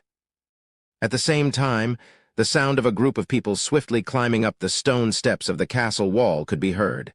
Clack, clack, clack. Their attires symbolized that they were mages. Robes of all colors started to appear on top of Maple Castle's walls. Furthermore, these robed mages were channeling their mana as if they were ready to fight at any moment. None of them has the same outfit or even mana on the same wavelength. Everyone was prepared to channel all of their individual abilities. They stood on top of the castle walls. Their numbers were small. However, the few soldiers who remained to defend the castle looked at the mages and suppressed their complicated emotions. The soldiers of the non-mage faction that rose up to destroy the magic tower and kill all the mages didn't know how to respond to the native Whipper Kingdom mages that came to help them. The same went for the mages that came to help toward the soldiers. Although the mages that belonged to the magic tower had committed terrible deeds, the fear induced by the crazed group who killed them was still lingering on these mages' minds. It was at that moment. "Everyone, pull yourself together." The chiefs in charge of the military operations began to travel back and forth across the castle wall. They were the ones who received orders from Chief Harral and Cal. The soldiers could hear their voices. The Empire holds above-average magic skills. There are many of them as well. The soldiers subconsciously turned toward the mages after hearing those statements. The chiefs around the wall all said the same thing as the soldiers looked toward the native Whipper Kingdom mages. However, the Whipper Kingdom's mages are here. Those words were enough. The kingdom with the greatest magical combat abilities on the Western continent. Although the Roan Kingdom may have that title now, it belonged to the Whipper Kingdom in the past. The Whipper Kingdom had powerful mages who were known to be unrivaled on the entire Western continent. The ones who knew that the best were neither the Empire nor the other kingdoms. We know their strength better than anyone else. The Whipper Kingdom's soldiers, who were the only ones to have fought against those mages, knew that best. The chiefs started to shout. "Everyone, focus and stay in formation." The soldiers immediately turned their attention back to the battlefield. Duke Houghton glared at Rosalind, who was leading the mages. "Are you planning to do something that you can't take back?" Duke Houghton spoke to Rosalind as red mana began to be melded by her hands. She then started to speak. "What kind of idiot kindly explains themselves to the enemy?" Rosalind, who had the proud face of royalty despite abandoning the crown, shouted toward Duke Houghton. At the same time, a voice started to speak in her mind. "Rosalind. The human says to start. Begin." Uung highest-grade magic stones started to cause ripples in the air as they floated up from the Maple Castle walls. The mages that had come from the Roan Kingdom had followed military orders impeccably during the war up until now. However, Commander Cal had said something different to the mages who had come here for their break. "Don't you think it would be nice to run wild and free at least once?" After observing Tunka, "I think the people of the Whipper Kingdom are strongest when they are free." "That's right." One mage mumbled to himself as he recalled that conversation. "Our Commander Cal is right. Everyone here were loners." Whether it was because they hated what the magic tower was doing or because they were in agony, all of them had fled from the magic tower and lived away in seclusion with those who didn't belong to the mage faction. Nevertheless, the mages couldn't let go of magic and had to conduct their research while living in poverty or in solitude. Those mages had gathered in the Roan Kingdom and coordinated with each other in preparation for war. Although they became strong as a group after abandoning their lifelong loner lifestyles and coordinating with each other for 2 years, they weren't able to use their individual powers to their heart's content even a single time since the start of the war. However, they could do that now. Uung, the trains of the mages' robes fluttered in the wind. They raised their hands. Their specialty, offensive magic spells, soon left their hands. Bang, bang, bang, the sound of consecutive explosions could be heard. Shield! The Empire's mages cast shields and blocked the magic attacks. The Empire versus the Whipper Kingdom. It was a fight between several hundred on one side and less than 100 on the other. However, the soldiers could see it. Again. They could see the looks in the eyes of the native Whipper mages as they pulled up their sleeves and prepared their next spells at Rosalind's order. There was no fear in their eyes, even when they were against the hundreds of enemy mages. That was something they held in common with the Whipper Kingdom's warriors. The mages seemed excited as the spells they had trained in solitude shot up into the air again. Duke Houghton shouted at that moment, "Attack!" The 2nd Mage Brigade, which was standing behind the 1st Mage Brigade that put up the shields, shot out long-distance magic spells that they had been preparing since the moment the shield went up. Mages on the towers, start your attacks as well. The high-grade mages on top of the black alchemy towers started to attack as well. Bang! The magic spells from the Empire's side exploded. The ones that hit the incoming Whipper Kingdom's spells exploded midair, causing the area to shake and causing gusts of wind to blow. Duke Houghton's expression contorted. The flame dwarves. Screech, the birds made of dead bones, opened their mouths and let out strange sounds. These birds, surrounded in layers of white bones that looked like birds from hell, were flying quickly. Hidden deep within the white bones, where no one could see, was the black-colored dead mana that was lumped together and beating like a heart. These were the flame dwarves, Rosalind, and Mary's masterpieces. Chief Canel heard a voice in his ear through the video communication device blocket. The chief raised his voice as he pulled on the bird's reins. Strike! Bang! The largest skeleton bird drove its body into the 2 black towers. Bang, bang, bang, the 4 skeleton birds followed suit and struck the other black towers with their bodies one by one. Ugh! My mana got disturbed. The high-grade mages on top of the black towers had to recompose their wavering bodies. However, their spells had either been cancelled or flown in random directions. A total of 6 towers were shaking. Canel quickly retreated from the 2 towers that he had struck and stared at the sole tower that had not shaken. The high-grade mage on that tower was not casting offensive magic. He was instead continuously creating shields. It was as if it was more important to protect someone there than to attack. Canel could see the one person being protected by the shield. It was a member of the Lion tribe. The Lion tribe had treated the dwarves, specifically the flame dwarves, as if they did not exist in this world. Canel made eye contact with one of those lions. The lion's golden hair that was like a mane was fluttering in the wind. How dare these flame dwarf bastards? The lion's face contorted. Chief Canel recognized that bastard. That lion was Edrich, one of the candidates to become the next Lion King, and next to him was Gronica, who supported him. Edrich and Gronica. Those two were the ones that Cal had encountered in the north at Clope Seca's residence when he stole the white crown. Edrich glared at Chief Canel as they made eye contact. You think you can win with such a crude object? You're just a damn dwarf. You must have a death wish. Chief Canel subconsciously clutched the reins that he was holding onto after he saw the murderous look in the lion's eyes. Cal's nonchalant voice came through the video communication device at that moment. That lion bastard is always so noisy. Grin. The corners of Canel's lips started to go up. Cal's voice returned as Edrich started to frown at Canel's smile. Lions can't fly. However, you flame dwarves are flying in the sky right now. The wings did not fail this time. Although the results were not out yet, Canel was certain because Cal gave the order to begin fly up when I give the signal. That order was conveyed to both Canel, who was in the sky, and Rosalind, who was on the ground. Rosalind entrusted Tunka to the knights for the time being and made eye contact with Duke Houghton, who was looking at the Mage Brigade. Duke Houghton was wary of Rosalind. The Whipper Kingdom used magic twice so far, however. Rosalind had not used her magic even once during those 2 attacks.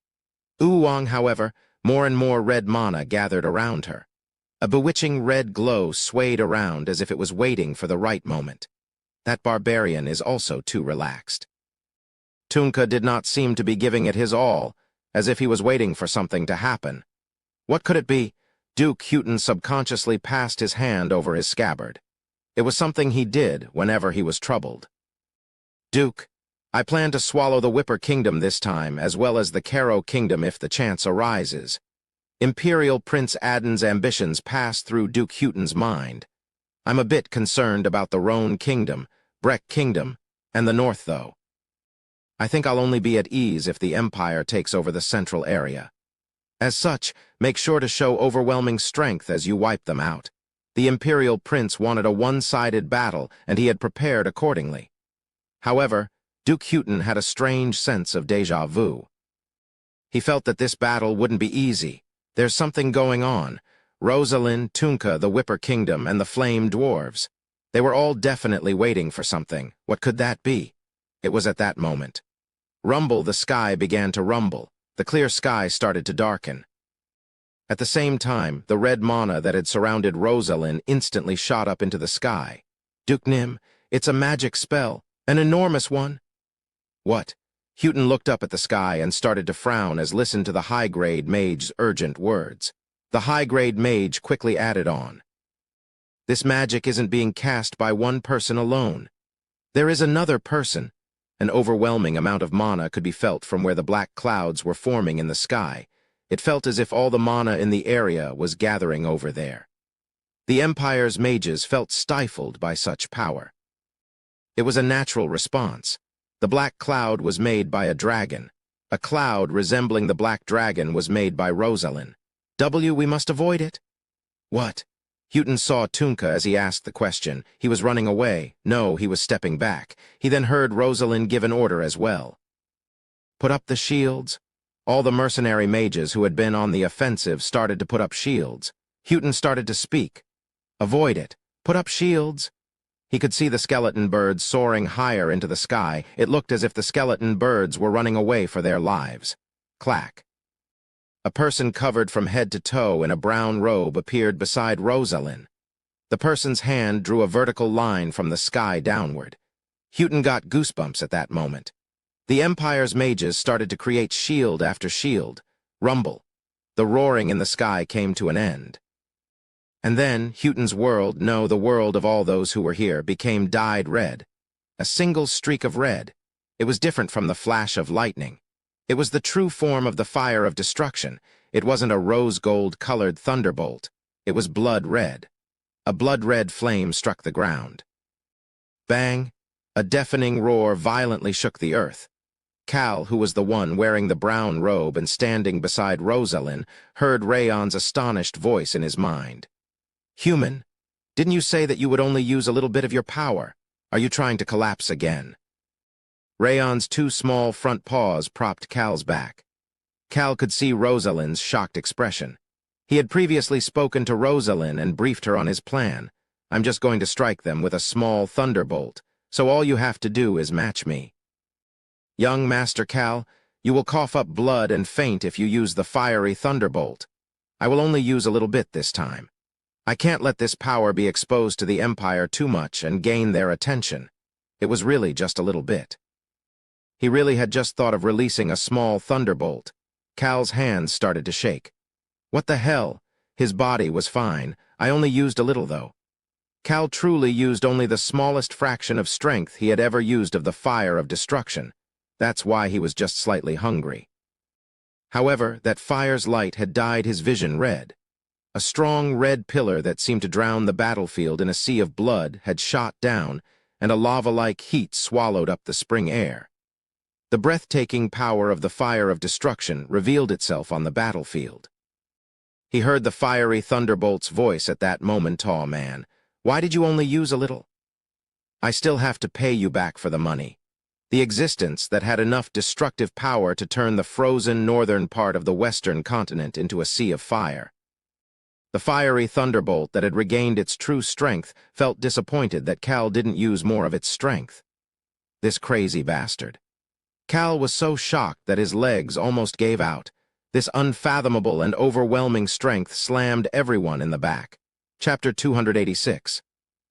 Without front or back too, Tunka's side had stepped back. The Empire's side had retreated back as well. There was just the empty ground between the two sides that had their shields up. Fire. The fire that had shot down from heaven was burning in that space. The legends said that a god had sent down the first fire to help the people, however. This time it felt like a punishment from heaven. Duke Houghton was subconsciously clenching down hard on the hilt of his sword. Duke Nim. He could hear the shaking voice of the high-grade mage behind him. It was the person in charge of the Empire's first mage brigade. That is not magic. What? That is just pure fire. I believe it must be an ancient power. The brown robe. Duke Houghton couldn't help but think of that person. That person had been standing next to Rosalind. Ancient powers and Rosalind. Duke Houghton naturally thought about someone as he put those two together. Cal Henitus. He couldn't help but think of that name. At the same time, he remembered how the Roan Kingdom had helped out at the Breck Kingdom's battle. It made him suspicious. At the same time, he didn't think that it was possible. If he had to name the two kingdoms that currently had a good relationship with the Empire, it would be the Caro Kingdom and the Roan Kingdom. Furthermore, Cal Henitus had even received a Medal of Honor from the Empire. No need for useless suspicions. However, he knew he needed to be wary of that brown-robed individual. The arrogance slowly started to disappear from Houghton's eyes. On the other hand, Cal had to put some strength into his legs that almost gave out from being so shocked. His body swayed a bit. Ka. Rosalind quickly shut up as the soldiers were nearby and grabbed his arm. She then observed Cal's face underneath the robe. Cal looked fine. Forget fine, he looked extremely energetic. Here's a good comparison to what it looked like. It was similar to when a bookworm who had been studying indoors all the time decided to take a walk because it was a beautiful day. Once they come out and do some light stretching, color returned to their pale face, and they looked much healthier than seconds prior. That was how Cal's face looked right now. His face that had been getting paler and making people worried had a slightly red tint to it, making him seem very healthy. "Are you okay?" Rosalind asked as she looked toward Cal's eyes with concern. On the other hand, Cal came to his senses after seeing the shock and nervousness mixed on Rosalind's face. He looked around. The soldiers seemed shocked, and the mages seemed even more shocked. Chief Harald had an odd expression on his face. Cal looked down below as well. Tunka was looking at him from inside the shield. "Human, are you really okay?" You do seem okay, but that is weird." "No, I got it. That fortification with the rain of gold must have been amazing." Rayon's relieved voice could be heard. "If it is like that, let's fortify all the other ones as well. Then our human will never be hurt." He then heard Rayon's voice turn sad. "Never mind. We can't do it right now.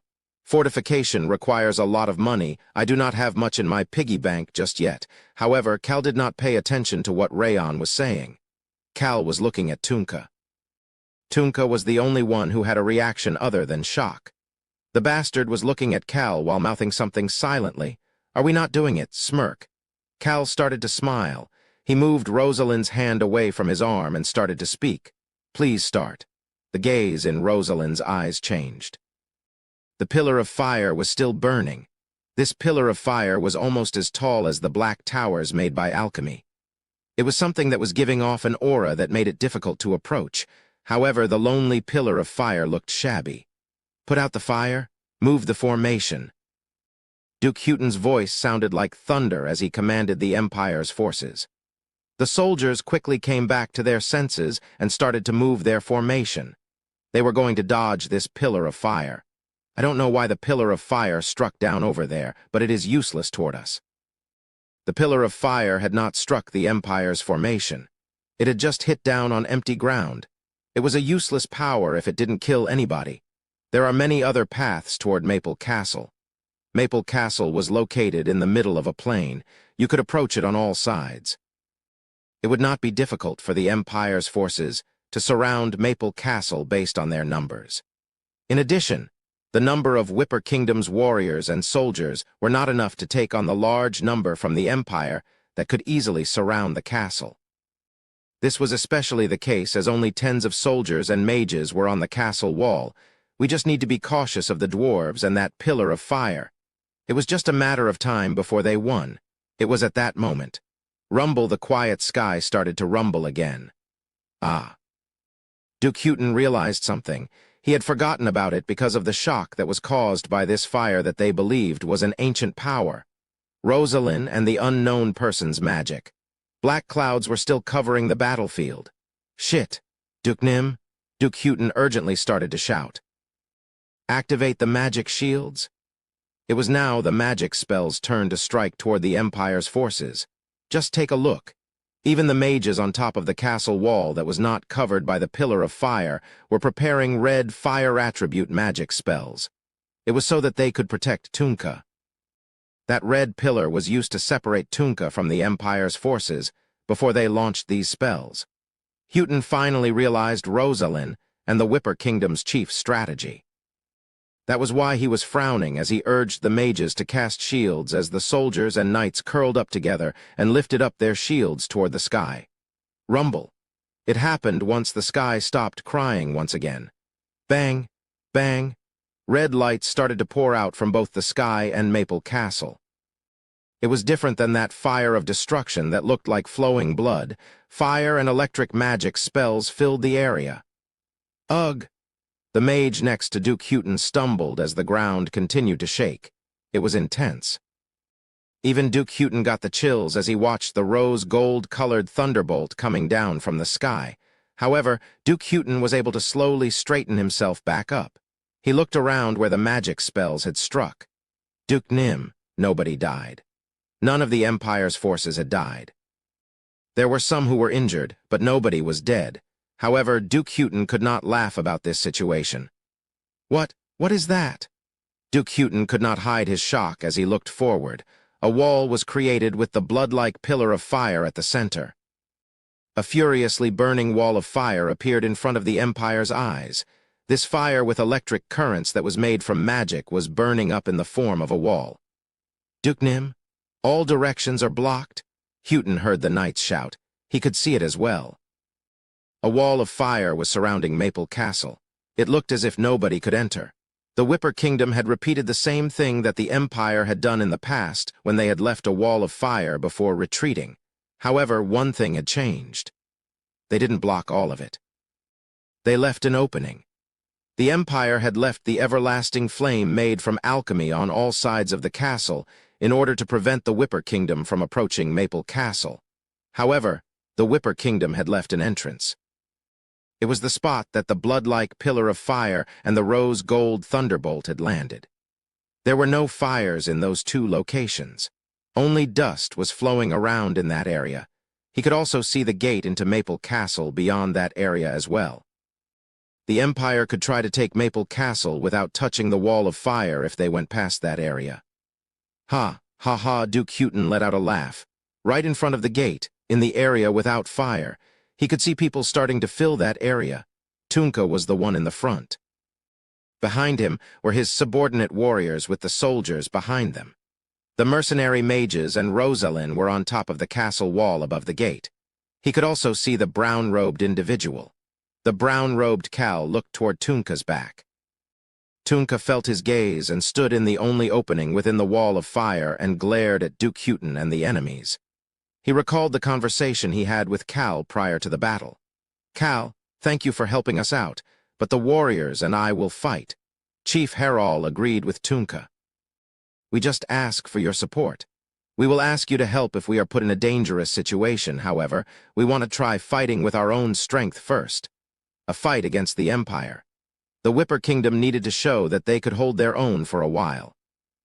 That would raise the soldiers' morales and make the Empire not try to aim for the Whipper Kingdom ever again. In addition, Harald was planning on using this war as a chance to kill the king or turn him into a complete puppet. They needed results in order to do that. That was why they decided to fight. Of course, Tunka had a different reason for choosing to fight. That is the Whipper way. It was the Whipper Kingdom's style to fight. There was a reason that they were labeled as barbarians. Cal had smiled at the two of them. I wasn't planning on taking part in round one anyway. Tunka could feel the heat of the fire, but Duke Huton's bloodshot eyes were still clearly visible. Cal's voice tickled his ears. "I will provide you a battlefield for you to run wild. Tunka, think about a narrow and deep gorge." Cal wanted Tunka to think about the enemies coming into a narrow gorge that was filled with their allies. An extremely deep but narrow gorge. It was narrow because both sides were blocked by high cliffs. Not only that, but these steep cliffs were made of fire. Of course, fighting here at Maple Castle was different than actually fighting at an actual gorge. However, the results should be the same. The enemy will meet the Whipper Kingdom's warriors at the end of this narrow path. No matter how large the number of enemies may be, they only had one way to get through to the Whipper Kingdom's side. They had no choice but to go through this wall of fire.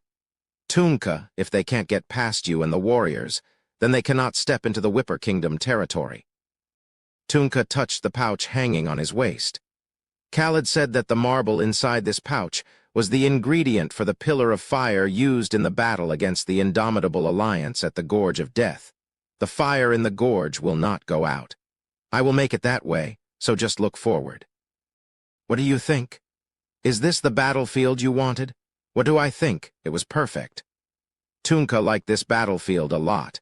He could feel the warriors lining up next to him, as well as the people standing on the castle wall behind him, and noticed himself becoming confident. He was not scared of the large number of enemies. They would not be able to get past this path as long as he was alive. Tunka found this battlefield to be amazing. He heard an unexpected noise at that moment. Screech, the castle gate opened. Tunka saw someone coming out dressed like a soldier and standing next to him. This person was wearing a helmet. Tunka started to smile. He could tell who it was even without seeing the person's face. "Didn't you say you can't use your aura?" Choi Han, the helmeted man, took out a normal sword and stood up straight. "Choi Han, you want to fight? We need to go heal people soon." "Kalnim, healing is important, but I think using my sword is a way to save them as well. Is that the only reason?" Duke Huton uses aura. Tunka does not have any aura. It will be difficult by himself. But you can't use your aura right now. Tunka and Cal had wondered about the same thing. Choi Han held back a laugh as he recalled the answer he gave Cal and calmly answered back. "It is still better for me to be there with him rather than for him to do it alone. I am still strong without it." Tunka started to laugh. The person who could not use his aura because he needed to hide his identity, the person who had beaten him up in the past, was standing next to him right now. That was the truth. Choi Han was strong even without his aura, and that strong person was on his side. Tunka felt an unknown emotion filling his heart. "Choi Han, you're my friend too, right?" "Shut up." Clang, the tip of Choi Han's sword pointed toward Duke Huton as he told Tunka to shut up. Choi Han and Duke Huton had never met before. It was because Cal had made Choi Han move separately from him in the Empire, as he was worried that Duke Huton would realize the level of Choi Han's strength. However, there was no need to worry about that. Although they were both sword masters, Choi Han's level and Duke Huton's level were worlds apart. Duke Huton started to shout, "3rd Knights Brigade, follow behind me." The Empire's Knights Brigade moved their horses forward as they charged toward Maple Castle with the Duke in the lead. Wuong, the Empire's Mage Brigade, started to cast spells as well. Their mana headed toward the only entrance to the castle, as well as to the wall of fire. They were trying to kill everyone who was at that gap, as well as destroy the wall of fire. Tunka was standing in the front as he thought about the people standing behind him, and he shouted wildly, "You'll only get past here over my dead body." Choi Han was already rushing forward at that time, a battle between the few and the many. The battlefield that the few had wanted had been created. Chapter 287. Without front or back three, the Empire's 3rd Knights Brigade rushed toward the only path between the fire. "Get off your horses." Duke Huton jumped off his horse as he shouted. The horses were getting scared while looking at the red fire. Anybody who was scared was useless in battle. They are more of a hindrance in that small opening. Duke Huton rushed quickly toward the opening in the fire after quickly making that judgment. Clang.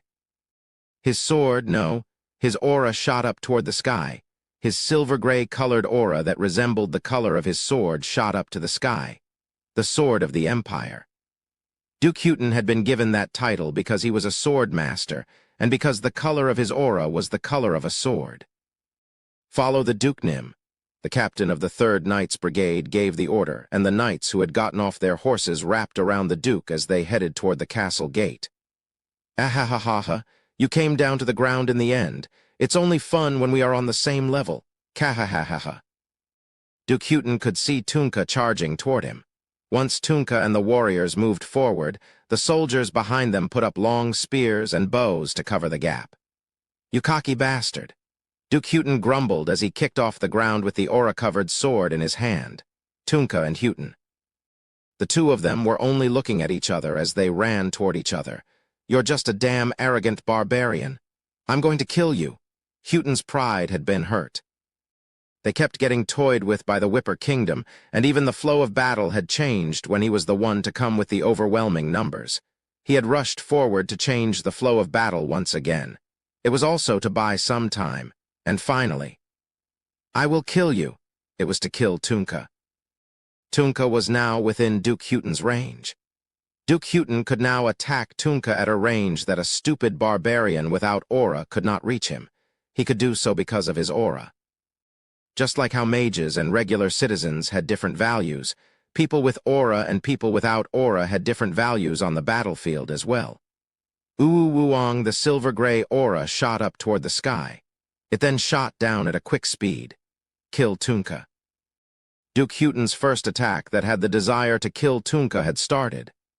"I will step all over your..." It was at that moment. He suddenly got the chills. Duke Houghton could feel it. An attack is coming. A sharp blade is heading my way. Houghton turned his head to the right. He could see a black helmet. This helmet even covered the eyes area so that he could not see anything about the person behind it. When did that person get here? I didn't sense him at all. A sword master like me couldn't sense him. However, he could not question it any longer. The helmeted swordsman was running like an average person toward him with an average sword in his hand. Duke Houghton quickly moved his arm that was covered in goosebumps. However, the black helmeted swordsman was faster. Ugh! Houghton's body staggered. His eyes opened wide. He could see the person quickly moving toward his right side with a sudden burst of speed. How is this kind of speed possible? Is he a regular swordsman? Is he an assassin? Or is he a sword master? The silver-gray aura started to come out of Houghton's sword again. He tried his best to look at the person's eyes through the completely covered helmet. It was because he knew that the Whipper Kingdom didn't have a swordsman like this. He could barely make out the eyes underneath. They were red. He could see the red pupils through the gap in the helmet. These eyes reminded him of a snake that had crawled up from the fires of hell. Houghton subconsciously thought that he could see those fires of hell behind the black helmet. He then urgently swung his arm. The silver-gray aura headed toward the black helmet. The black-helmeted swordsman, Choi Han, jumped back as soon as he saw the aura, slash. However, a bit of his clothing ended up getting cut. As expected, Choi Han started to frown while looking at his cut clothes. He then tightened his grip around his sword. He observed Duke Houghton with his red pupils that had been colored this way with magic. "Rayon, change Choi Han's eye color. We don't want him to get caught." "I understand, human." "Choi Han, I will make it a color I like. I will make it whatever color I want." Although Rayon had just changed it to a color he liked, it unintentionally had the effect of leaving a deep red image on Duke Houghton's mind. However, Houghton was an experienced sword master. "Who are you?"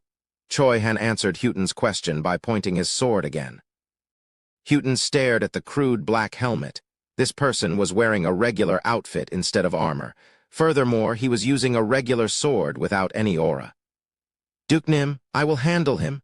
"Commanding Officer Nim, I will deal with that pest." Two of the knights who moved away from the larger battle approached the Duke. However, the Duke did not give any kind of response to them. His body just shot forward. Bang! Another loud noise that sounded like an explosion rang on the battlefield. Duke Houghton's eyes were full of mockery. The swords did not hit against each other. The regular sword dodged the silver-gray aura. It then slid down Duke Houghton's sword. The hilts of the two swords slammed hard against each other. "Why aren't you using your aura?" Duke Houghton stared at the helmeted Choi Han and asked. It could not be helped. He could not completely tell his opponent's level, however. He could make a guess after exchanging blows one time. That person is at my level, which means that they are a sword master. Houghton let out a chuckle. You're not going to use your aura in a battle between sword masters. I guess you want to lose. A sword master was not using their aura. That was like fighting with their eyes closed. The silver-gray aura cut through the wind. Choi Han took a step back. He looked down at his sword. I guess you don't want to lose. Duke Houghton looked arrogant as he activated his aura and approached Choi Han. He looked at Choi Han and spoke with certainty. Looks like you want to die.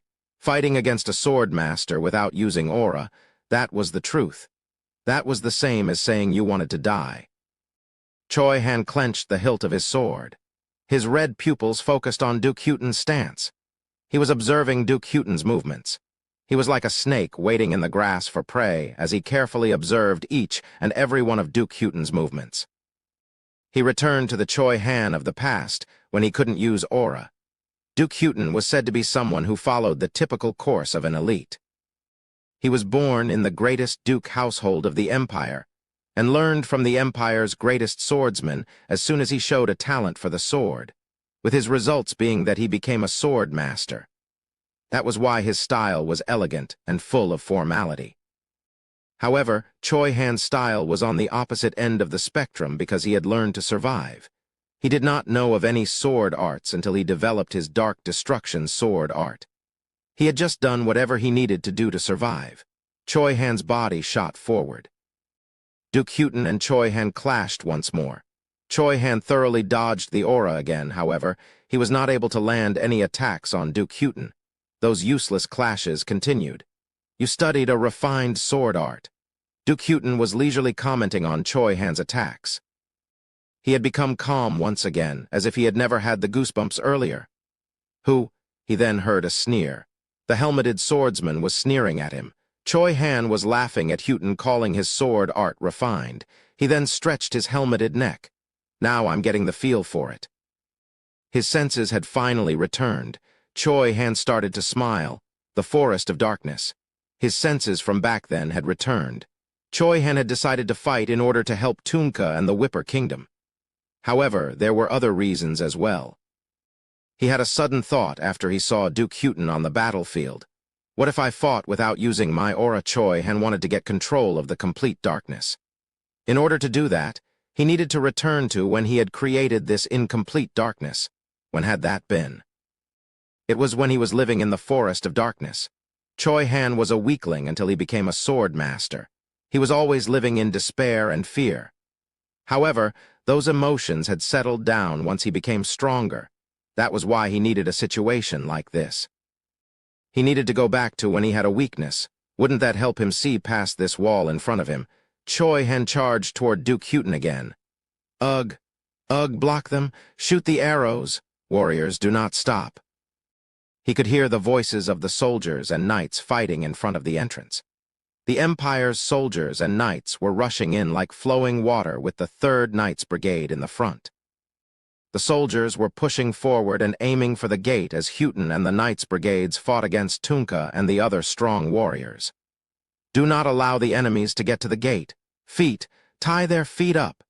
He could hear the Whipper side's crazed voices. They were crazy, but just from the urgency of the situation. Point the spears. Block the swords aiming for the warriors. Choi Han decided to go crazy from the urgency of the situation as well. He could see Duke Houghton. He could see the swordsman who, unlike himself, gave off elegance and class with every step. His senses had returned. His aura was tied down, but he still needed to kill this bastard. Choi Han started to smile. He could not see the answer, however. He could clearly see the problem. Shoot the areas. Don't let them cross over to the Whipper Kingdom territory. Cut the knights' necks. Chaos. He could hear the Whipper Kingdom's soldiers through the chaos. Choi Han believed they were in this state of urgency for similar reasons. Defend our land. The Whipper Kingdom is done for if we give up. Protect. Others will get hurt if I go down. Choi Han had not felt this sense of urgency ever since he came out of the forest of darkness, as he had become too strong. However, he now had a home and a new family. He once again had something to protect. That was why he believed he was in this state of urgency. No, I don't feel any sense of urgency at all. He figured out the identity of this wall. Choi Han realized why his progress had stalled. It was because of these voices. Choi Han, raise your hand if you think you are about to get hurt. I will create a shield for you. Choi Han, the human, says don't overdo it. Activate the shields. Put a shield around Pelya Nim. Rosalind Nim.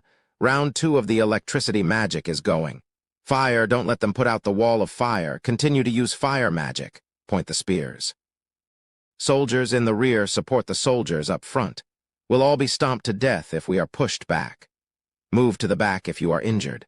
The rest of you keep firing the arrows without stopping. It was because he was the only one who was not in a state of urgency. Choi Han could see Duke Huton's sword.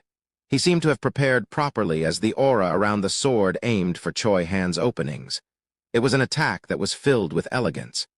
Choi Han rolled on the ground in front of that sword. He would do anything he needed to do in order to survive in front of a strong enemy. Choi Han was covered in dirt. You! Huton was glaring at Choi Han as if he could not believe that Choi Han just rolled on the ground to escape. His gaze seemed to be asking how a swordsman who had trained in such a refined sword art could use such dirty tactics to dodge. How pathetic. He also did not miss the opening that appeared from Choi Han rolling on the ground.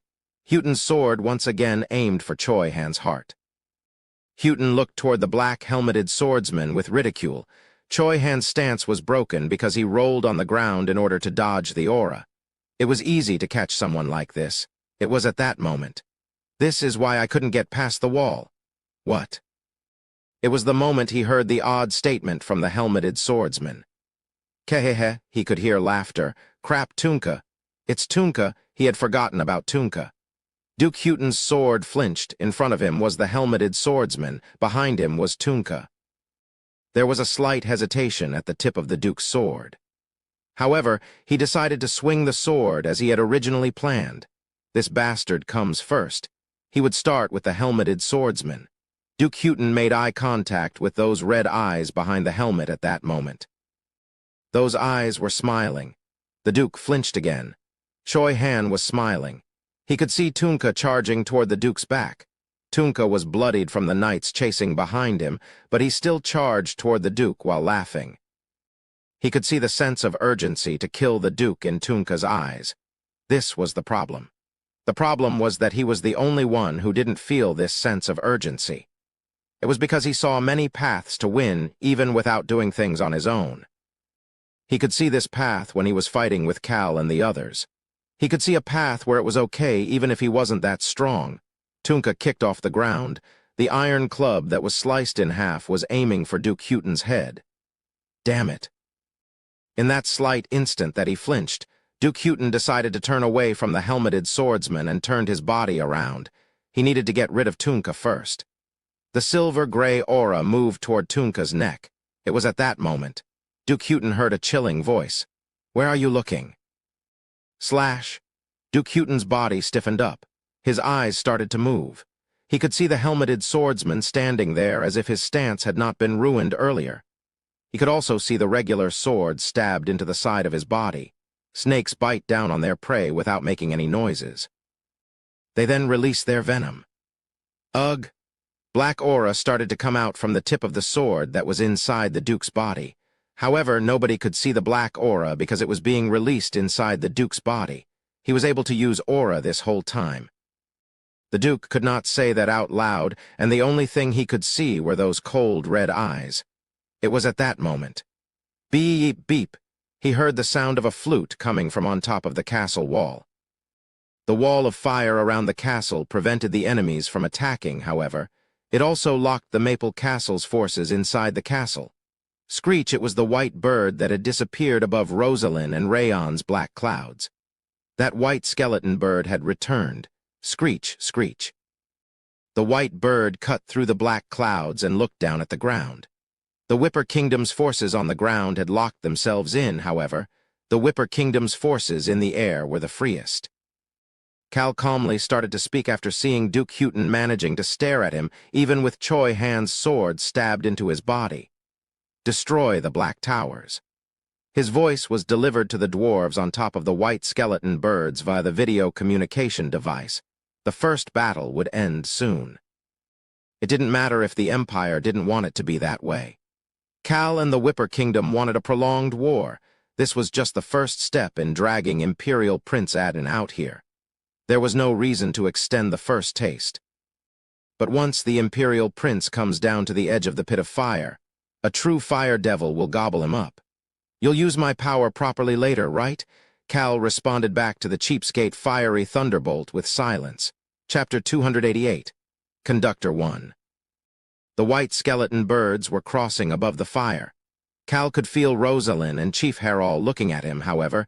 He continued to look at Duke Houghton and the white skeleton birds as he started to speak. An orchestra without a conductor will fall into a state of chaos. He could see Houghton starting to cough up blood. Duke Nim, Captain Nim, the Empire's knights started to shout. There were also soldiers who looked anxious. Who could have expected this? Who could have expected the sword of the Empire to be defeated by a barbarian who couldn't use aura and an unknown swordsman? They were now in a state of chaos, for the orchestra that has lost its conductor. We just need to instill fear into their hearts. It didn't matter whether the melody was destroyed or not, as it was over once fear was in their hearts. Cal had been pushing for battles with the lowest death count until now. He especially made sure that the innocent soldiers were not killed if possible. That was the reason for it. Priest Nim. Cal nodded his head and looked toward Choi Han as Harald called out to him. Cal gave an order to the set of red eyes underneath the helmet that were looking at him for a different reason than why Duke Houghton was looking at him. He was the other conductor on this battlefield. Whose music would sweep over the battlefield, that would depend on the ability of the conductor. Drag him and run. Rayon delivered his order to Choi Han. Choi Han. The human says to drag him and run. Choi Han started to run. His sword was still stabbed in Duke Houghton's side while his hand was around Duke Houghton's neck. Duke Nim. See, Captain Nim. The chaos had reached its peak. They could hear knights shouting from around the battlefield. All of the members of the 1st and 3rd Knights Brigades were in a state of chaos. Ugh! Why, you bastards? What are you trying to do? Duke Houghton raised his hand that was still holding onto his sword and activated his aura once again, even as he was being choked by Choi Han, and had Choi Han's aura causing damage inside of his body. He then tried to swing his sword toward Choi Han, who was dragging him. Not so fast. Ugh. The wrist that was holding the sword twisted in an odd direction. Duke Houghton could see Tunka smiling after twisting his wrist.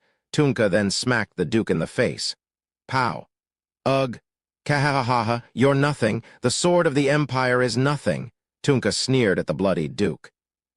He was sneering so much to the point that it was annoying. The chaos in the minds of the Empire's knights quickly turned to anger after seeing Tunka's actions. That whipper barbarian dares to mock the sword of the Empire. The captain of the 3rd Knights Brigade, who was heading toward Maple Castle's gate, turned around and shouted toward the others. Save the Duke Nim? Yes, sir. Why, you barbarians, stop right there. The 3rd Knights Brigade started to move with their captain in order to rescue Duke Houghton, their commanding officer and the sword of the Empire. Even the 1st Knights Brigade followed behind them at a distance after hearing their vice-captain's orders. Soldiers, stay alert. The Knights Brigade will rescue the Duke Nim and punish those 2 barbarians. The vice-captain of the 1st Knights Brigade, who remained with the soldiers, tried to rally them forward. Let's open the gate for the Duke Nim to see when he returns. Ah. The Empire's soldiers shouted as they rushed toward the narrow pathway once again. They looked like a tsunami made of people. Block them. Poke them with your spears. 1,000-man Commander Nim. The injured enemies just end up being pushed toward us because too many of them are coming at us. Resist. We need to persist until the commander gets back. Maple Castle's gate was filled with chaos. Rosalind Nim. The enemy mages are using water magic. The Empire's mages were not just standing still. They were creating water in an attempt to get rid of the wall of fire. Resist. Continue to cast fire magic.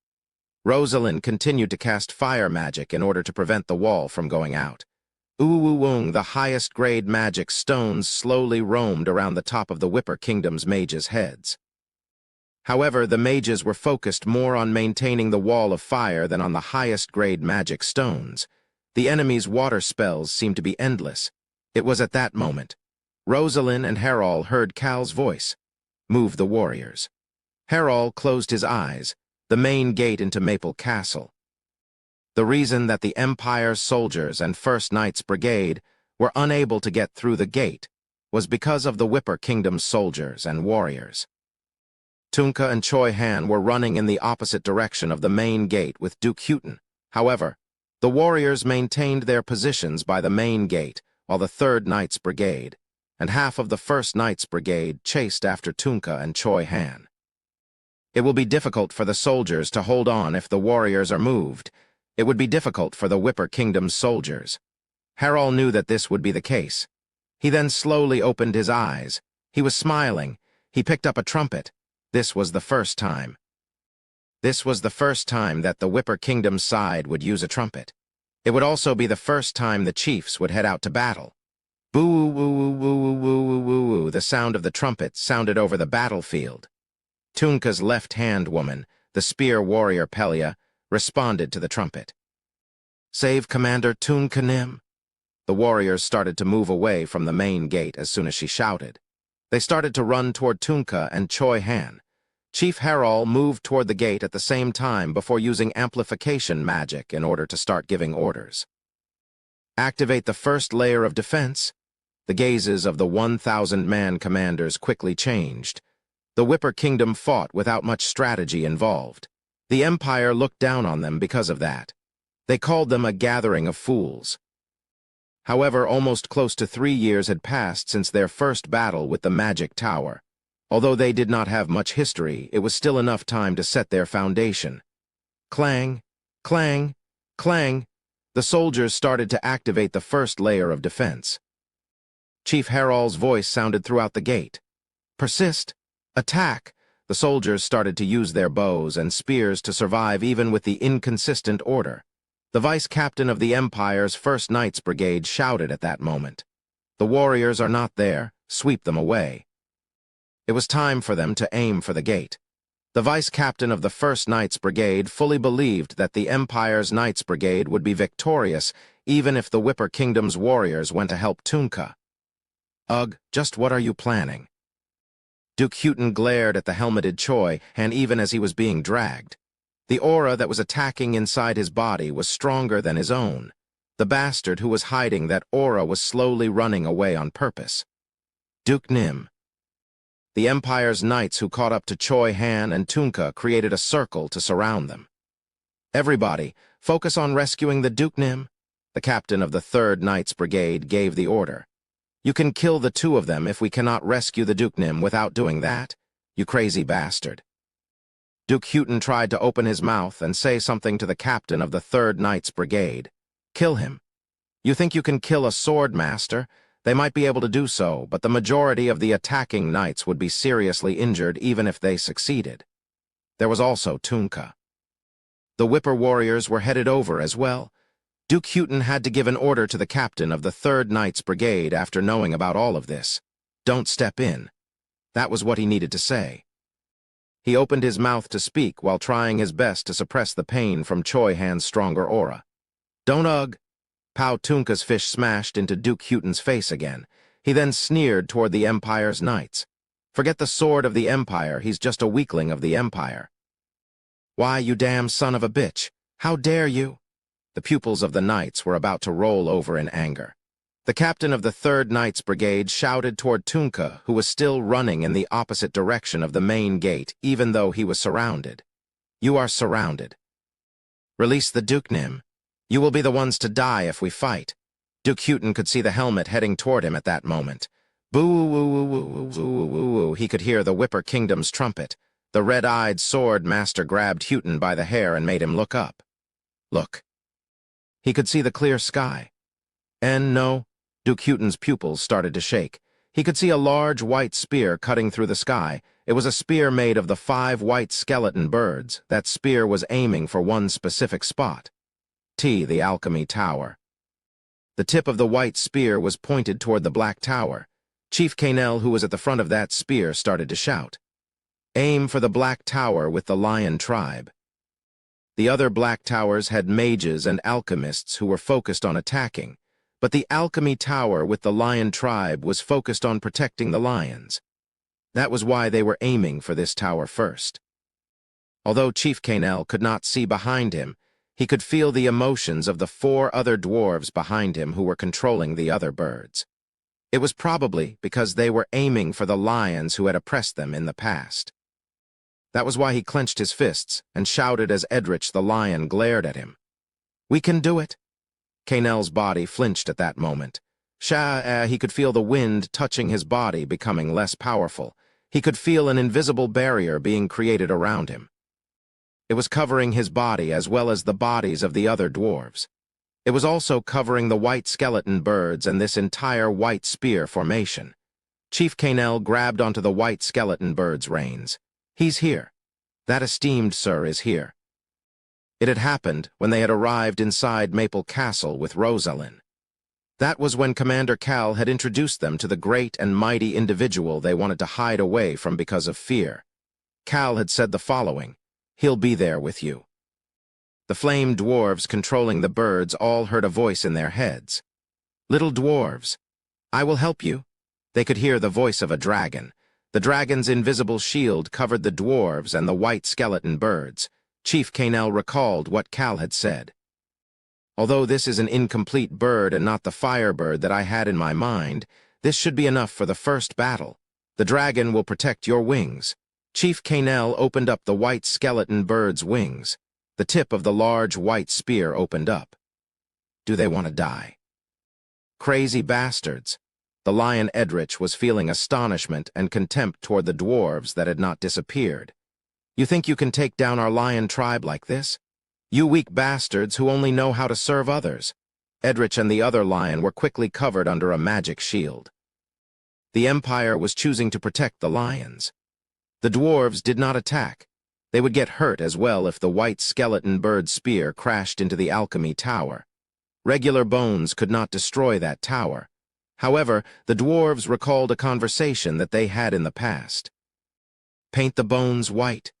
White skeleton birds. However, their true identities were that they were black skeleton birds. The bones that were fortified with the necromancer Mary's dead mana were stronger than that black tower. Furthermore, the dwarves and the white skeleton birds would not get injured. "Little dwarves, I will protect all of you." The dragon said that it would protect them all. This was the first time.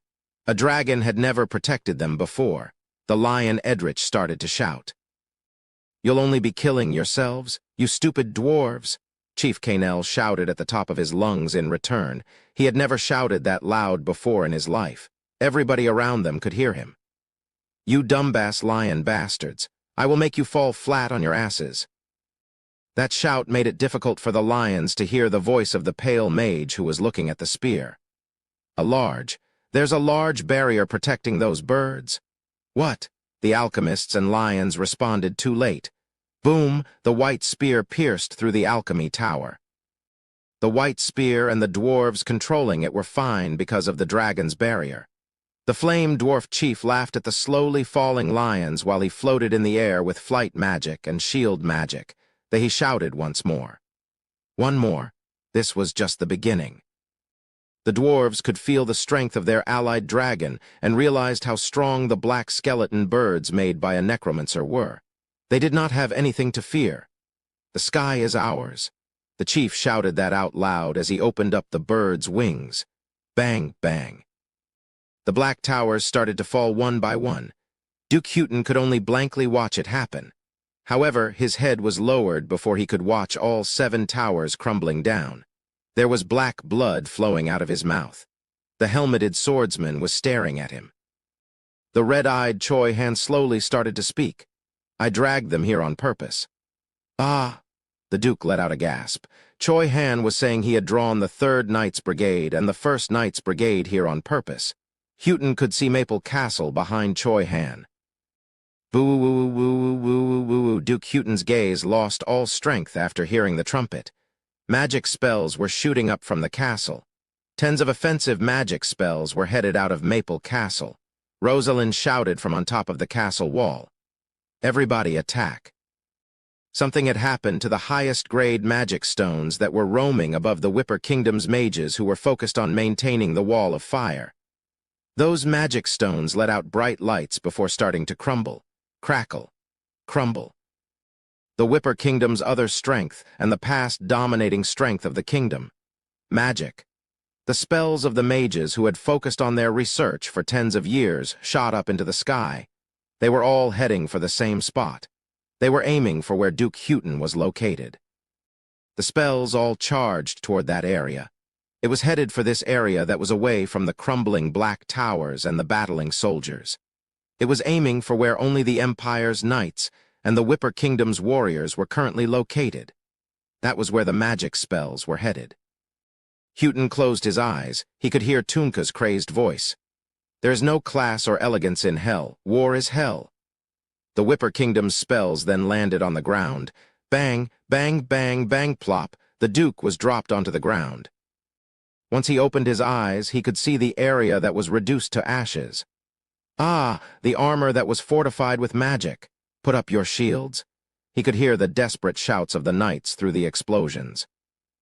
Although their armor had been fortified with high-grade magic stones, they could not compare to spells that were cast with highest-grade magic stones and tens of years of experience.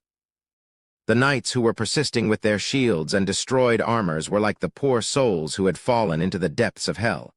However, Someone warriors were used to this kind of battlefield. Rip them all to pieces, kill them all, don't stop, the Whipper Kingdom's warriors. The people who had magic resistance. They responded to Tunka's shout and jumped into the battlefield that was exploding with magic. There were many volleys of spells that some were still headed over. The Whipper Kingdom's warriors who did not have full magic resistance like Tunka were also getting hurt and bleeding. However, they let out crazed shouts and laughter as they charged toward the Empire's knights. Look, all that is left in the end is the human body. Tunka shouted loudly as he grabbed a couple knights by their necks and flung them onto the ground. The Whipper Kingdom's warriors focused on killing the Empire's knights while not caring that they were using stupid and barbaric ways. They used their hands if their weapons broke, while they used their heads or legs if their hands were blocked. Kill them! Tunka's shout made the warriors move into the hell-like pit of fire as if they were crazy. The Empire's mages could not help the knights. They were too busy dodging the pieces of debris falling from the black towers or creating shields in order to protect themselves. Ha! Ha! Duke Houghton was flung to the ground and could only blankly stare at what was going on. He could not see the well-trained and classy Empire's forces. Everything was destroyed and burning. The only ones moving around were the bastards who were jumping into the destruction without caring for their lives. The destroyed conductor could only stare at the red-eyed swordsman who had defeated him. However, that swordsman was looking at his own conductor. He was looking at the only person who was still standing on top of Maple Castle's wall, the person who was standing still as if time had stopped just for him. Cal Henitus. Choi Han started to speak once Cal raised his hand. Looks like this is the end. The first battle was over. All of the Black Towers had disappeared, and the Empire did not manage to break through Maple Castle's gate even after losing the majority of their knights. Furthermore, Duke Houghton was captured as a prisoner of war. The sword of the Empire, the strength of the Empire, was destroyed. Chapter 289. Conductor 2. Crown Prince Albrew Crossman was laughing from the other side of the video communication device. Cal looked at him from the military operations room as he leaned back against an empty couch. The first battle had ended. The Western continent heard some surprising news. The Empire's crushing defeat. The Empire that was supposed to be overwhelmingly powerful crumbled before the Whipper Kingdom's warriors. Rumors of Duke Houghton's capture as a prisoner of war are spreading rapidly across the Western continent. Aren't you laughing a bit too much? Cal turned his head away from the lively Albrew. whose glibness seemed to have spread from his tongue to his entire face. He could then see the fire of destruction that was still burning strong even after all of the other fires had been put out. He. Isn't our fire beautiful? Ah, this crazy bastard. Cal ignored the fiery thunderbolt's voice. He then turned his head to see Alberu's bright face. Once again the Magoru Empire contacted us. That was expected. They asked if we provided the Whipper Kingdom with mages. And? Alberu replied with a cheerful expression. I told them that I never did. Isn't that the truth? That is true, although you technically gave them a vacation. The Black Dragon Rayon shook his head after seeing Cal and Alberu's expressions. Cal didn't care about Rayon's reaction as he nonchalantly added on. The results of the Empire's battle seem to be spreading a bit too quickly, though. It's strange. Alberu snorted and responded back after seeing that Cal's gaze was calm, contrary to his statement about things being strange. Yeah, I spread the news. The news of the Empire's defeat, and detailed information of it at that, were quickly passed on to the people of the Western continent. In other words, it was spreading to the general public and not to the leaders of each kingdom. Less than half a day had passed since the end of the first battle. However, the defeat of the Empire was an interesting story in the capitals of each kingdom. Isn't this how we get the Empire to become even more panicked? That's quite superb, Your Highness. You're as quick as a swift flying squirrel. Alberu frowned as he couldn't tell if Cal's words were a compliment or banter. He spoke to the punk who shared a similar personality as his own with a sour expression. You say that now, but you'll be going to the Empire in order to spread the news as well, aren't you? Alberu turned his gaze to the person behind Cal as he said that. Well, our Sword of the Empire seems to be quite shocked, so you probably have to take care of that first. There was a man bound with all kinds of restraints and magic spells. The man showed no strength in his eyes, as if he had aged a few decades over the span of a few hours. His cheeks were quivering in shock. Duke Houghton, the Sword of the Empire. He dejectedly looked at the white-haired Cal and Crown Prince Alberu, who was displayed through the video communication device. Choi Han, who had the dye magic removed by now, was standing behind him while keeping a close watch over him. MMFH. MMFH. MMFH. Duke Houghton, who couldn't utter a word because his mouth was gagged, nevertheless uttered a cry, or some sort of muffled groan-like sound. The Roan Kingdom? You Roan Kingdom bastards were the masterminds all along. How dare you bastards try and usurp the Empire's position? Unfortunately, none of his thoughts could be said out loud. Duke Houghton's eyes became bloodshot from resentful shock. However, that didn't bother Cal. A good person might have a guilty conscience, but both of them were people in positions of power who had played a role in the lives of many during the battle. Those who had blood on their hands were pretty much the same. Cal rose from his chair and saw Crown Prince Alberu gently waving his hand at him as he straightened out his priest robe. Do a good job spreading the news in the Empire. Let the people know that the Empire suffered a crushing defeat so that they can grumble and complain to the Imperial Prince. Duke Houghton's whole body trembled. He couldn't imagine anyone as evil as them. Crown Prince Alberu nonchalantly commented at that moment. That way we'll be able to destroy the alchemist's bell tower, right? Duke Houghton's body shook as if he had been struck by lightning. He could see that both Cal and Alberu were looking towards him. The white-haired Cal's voice was then heard. Don't act so surprised. We know everything, Duke Nim. Cal pointed at his white hair and uttered a single phrase. The White Star. The look of resentment and anger in Duke Houghton's eyes changed. He had a look of fear toward an unknown existence that could not be comprehended. How much do they know? No. What do they know? His mind drew a blank as he looked at Cal and Alberu. However, there was no one to answer his question. Click. Alberu hung up after saying what he needed to say as usual while Cal prepared to leave as he gave Choi Han an order. Lock him up. Duke Houghton stared at Cal as he was dragged down to the prison. The corners of Cal's lips slowly went up into a smile that seemed to resemble the smile of a holy priest. Cal arrived at the slums of the Magoru Empire's capital with that smile on his face. The Magoru Empire's capital. Jam, who had been walking over to open the vegetable store early in the morning, slowly stopped walking after hearing some voices. The Empire's army lost. The sword of the Empire was captured. He lost to that Tunka. Jam's gaze turned toward the alley's walls. He could see some ripped papers as he heard some more whispers. I don't know for sure either, but didn't you see the notice that was plastered on the walls last night too? They said that the Empire had lost. I didn't see it because I wasn't walking around last night. When I went to see it at dawn, the Capitol guards were ripping them all down. Last night, each and every alley wall in the Capitol had a notice posted on it. The contents were shocking. It didn't help that the soldiers were hurriedly taking the notices down early in the morning, and that the Imperial Palace did not have any official response toward it. Were we really defeated?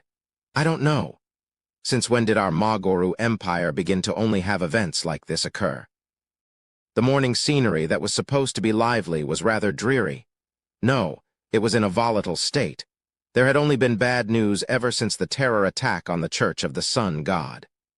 The people of the Empire were beginning to feel uneasy. Perhaps it was a foreboding omen of ruin. Was something big going to happen to the Empire? They say that the soldiers are looking for the people who posted those notices, right? I heard that they were scouring the area while looking for them. Jam's mouth shut tight after seeing the torn notices on the walls. He quickly started to move. There was a place Jam had to visit before opening the vegetable shop. He passed by the business district and headed for the slums while furtively scanned the surrounding area. There were many people similar to him out and about. They all looked ordinary, albeit dressed a bit shabbily, and seemed to be in a hurry as if they were all only briefly stopping by on their way to work. In addition, they all had smiles on their faces. A smile slowly formed on Jam's face as well. He slowly headed for the old but clean house near the entrance of the slums, Krieg. He opened the old wooden door. "HM, Mr. Jam, you're here." A middle-aged woman with a warm expression happily clasped Jam's hand. Jam greeted her gentler than ever. "Priestess Nim, have you been well?" The middle-aged woman in a white priestess robe handed over a small glass bottle with a smile.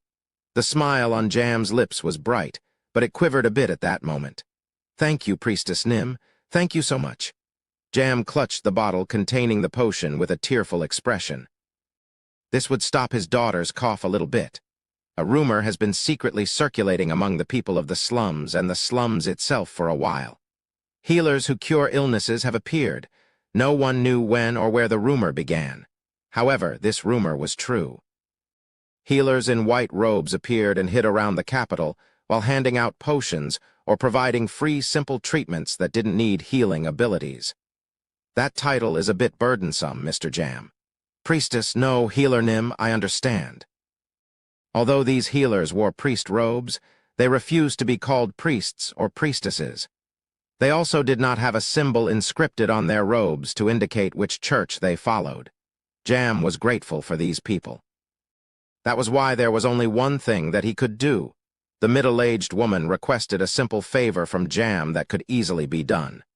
"Mr. Jam, if you meet anyone who is sick or encountering difficulties, please let them know of this place. How could there be such good people like this?" The healers always asked others to bring those that are sick to them. Just make sure it is done secretly. You understand, right? The Empire has been a bit noisy these days, and as you know, people like us are being heavily ostracized. I know, I understand. Yes, thank you, Mr. Jam. The middle-aged woman put on a bitter smile. Who will be able to treat the sick if we are chased out?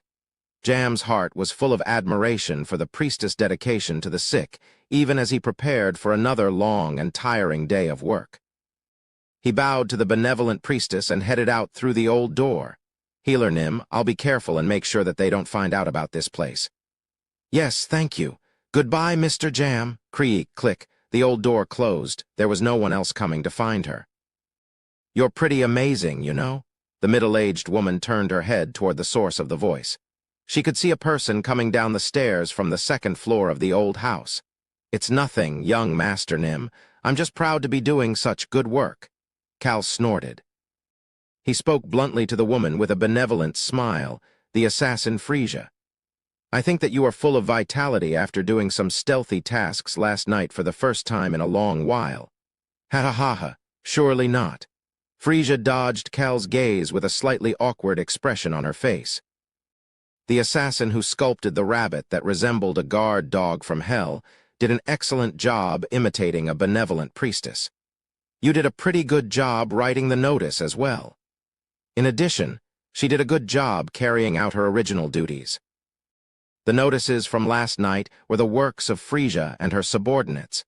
The imperial prince is probably in a bit of a fix. Although the attention that the empire's defeat was getting from other countries was probably concerning to the imperial prince, it also probably wasn't as concerning as the attention it was getting from within the empire. That was probably why he tried to control the release of information about the war as much as possible.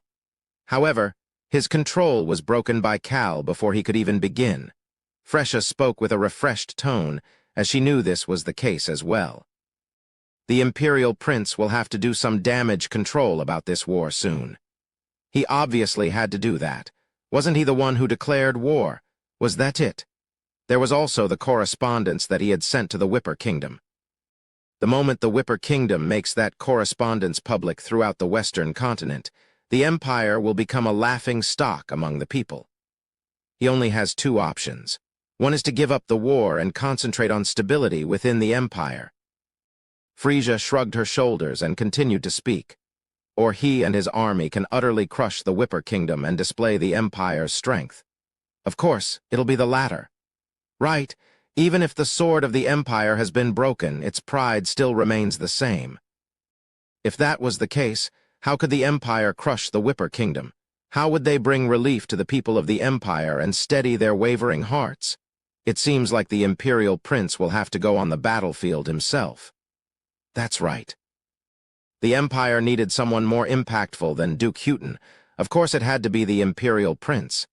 The assassin Frisia spoke as if she was enjoying herself.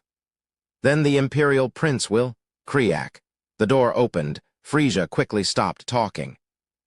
However, she resumed speaking as soon as the door closed after seeing who it was that walked in through the door. Then the Imperial Prince will soon be captured at Maple Castle, right?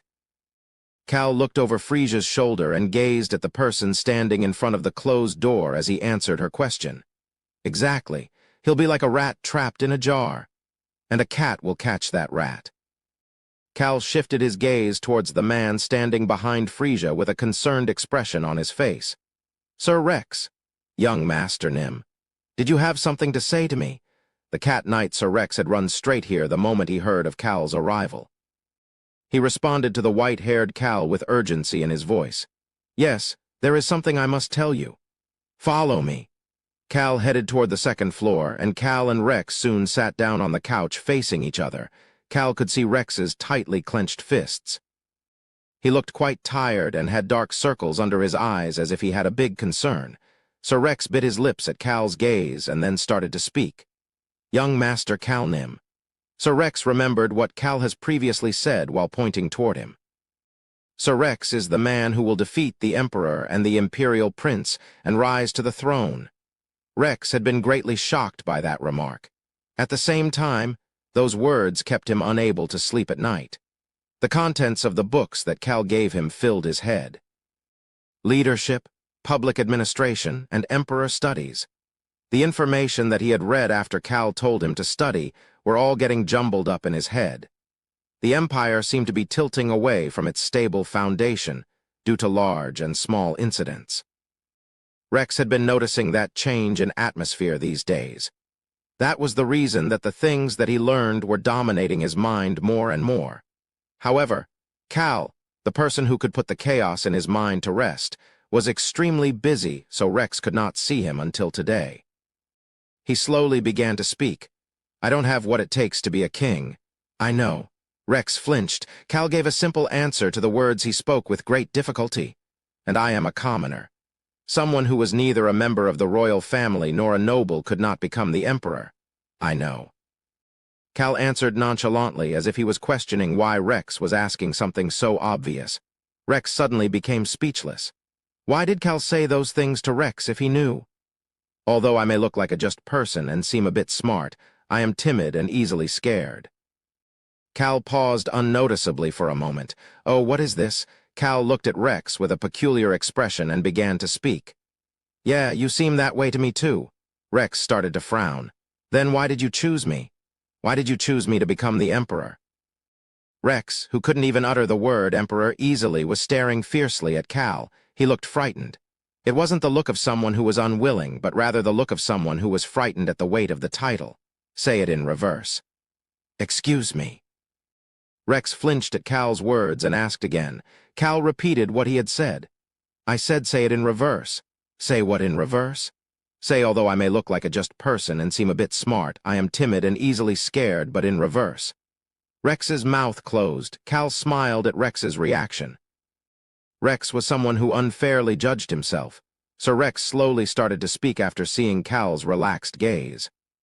Although I am easily scared and timid, I am a bit smart, and although it was through the form of a cat, Rex was someone who had escaped from the alchemist's bell tower without being caught. He even managed to become a knight through sheer tenacity, even though he was from the slums. In addition, he organized a group and aimed for the heart of the Empire without any hesitation. Rex was able to finish his sentence after some time. I am a just person. That's right. That's you, Sir Rex. Rex's expression turned odd.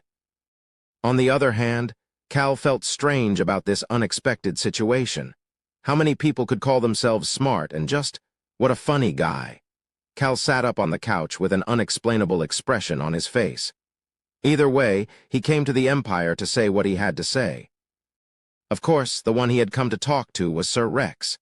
If you don't want to become the Emperor, you can refuse. It is okay to not become the Emperor.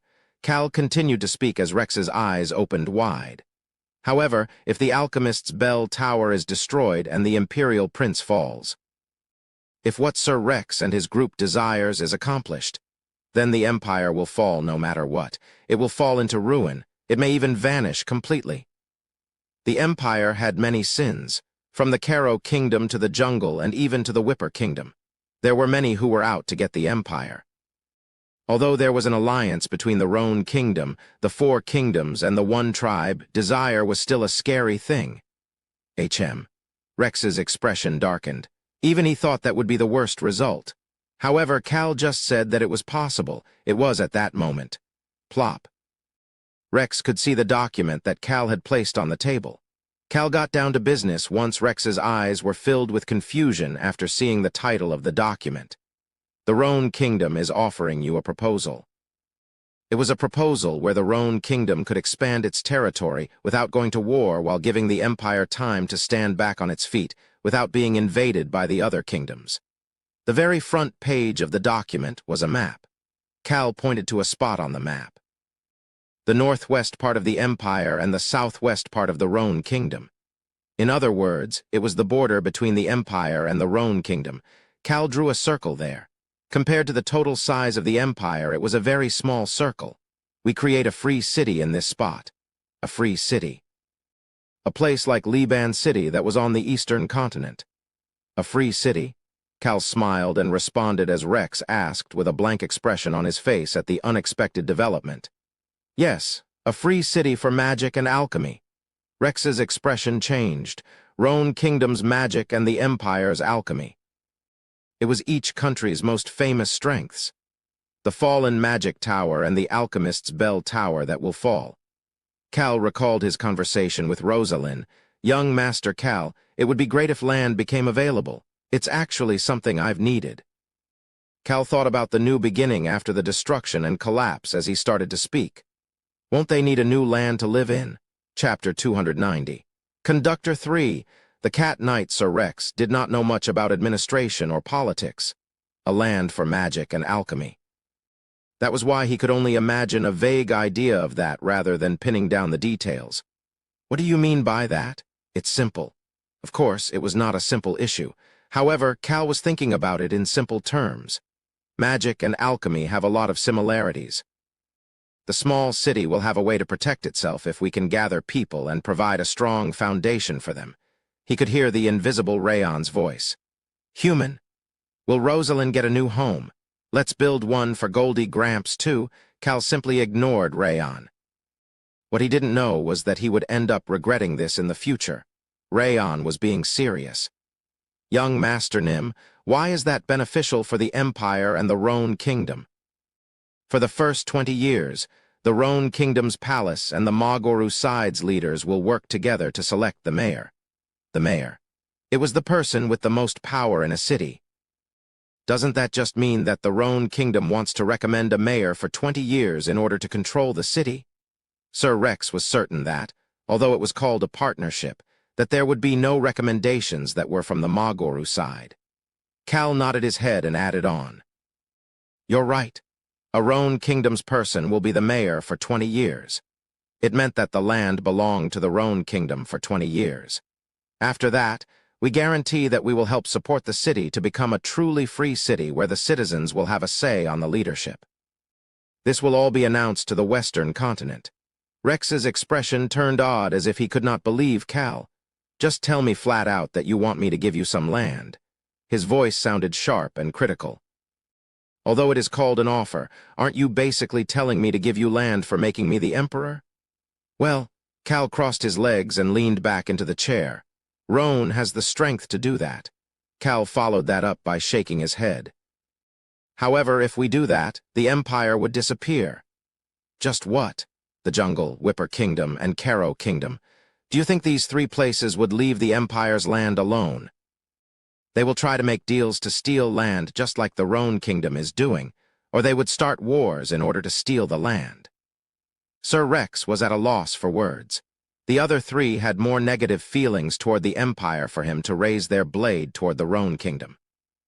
The crazy priestess cage had already explained everything the Empire had done in the Western continent to Rex.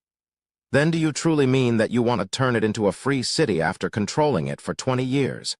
Yes, he answered without any hesitation. That's the only way for the other kingdoms to accept it. That was also the only way to get the Magic Tower and Alchemist's Bell Tower to be created in the city. Our Roan Kingdom plans to provide all of the foundational necessities and spend as much as necessary for magic and alchemy to develop in this city. Who would have something to say against it if the Roan Kingdom says they will help out until the new free city is settled and we're willing to spend a ton of money on it? They'll probably just call us stupid for spending all that money and then taking our hands away from it in 20 years. Who would believe that you would really take your hands off after that time? I'm sure that the other kingdoms will probably ask us to make a vow of death. Are you planning on doing that? Yes. Rex was completely at a loss for words. However, Cal was not done talking just yet. Furthermore, we will be on friendly terms with the Magoru as we will be creating this free city together. That is why we will work hard to control the issues that the new Magoru has with other kingdoms. Rex wondered if he was hearing correctly that the current rising star of the Western continent was willing to be the sturdy shield for the Magoru that was the setting sun. We will also provide the funds for the Empire's Alchemist's Bell Tower and for alchemy itself to stand back up. Ha! Rex was shocked. He subconsciously said exactly what was on his mind. What is left for the Roan Kingdom?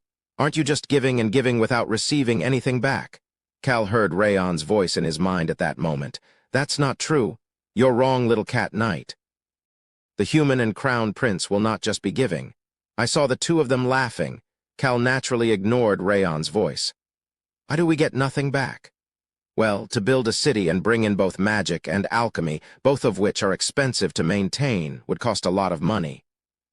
Would there be anything left? Cal leisurely shook his head and answered back. It's fine. We have a lot of money. Rex didn't even have the capacity to be shocked anymore. However, the Roan Kingdom really did have a lot of money. They received money for helping the Karo Kingdom.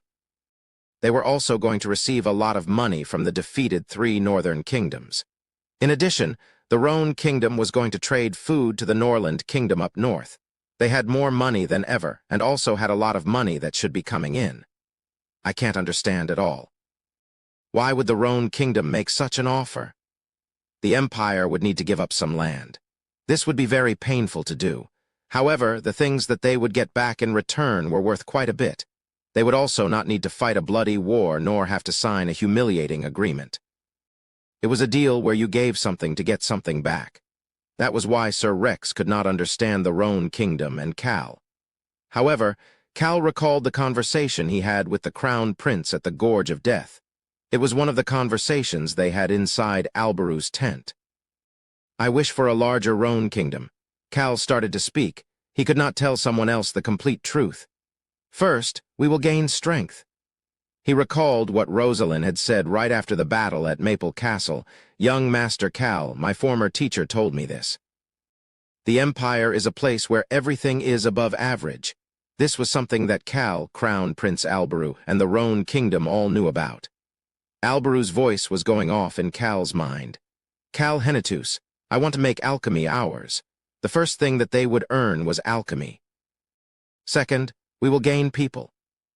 There should be a large number of people flocking to the Free City, its new magic tower and its new alchemist's bell tower. Although Cal didn't tell Rex about this, the Roan Kingdom was planning on creating a bank as one of the foundational services in the Free City. They would provide funds for anybody in the Western continent who wanted to learn but did not have the means to do so.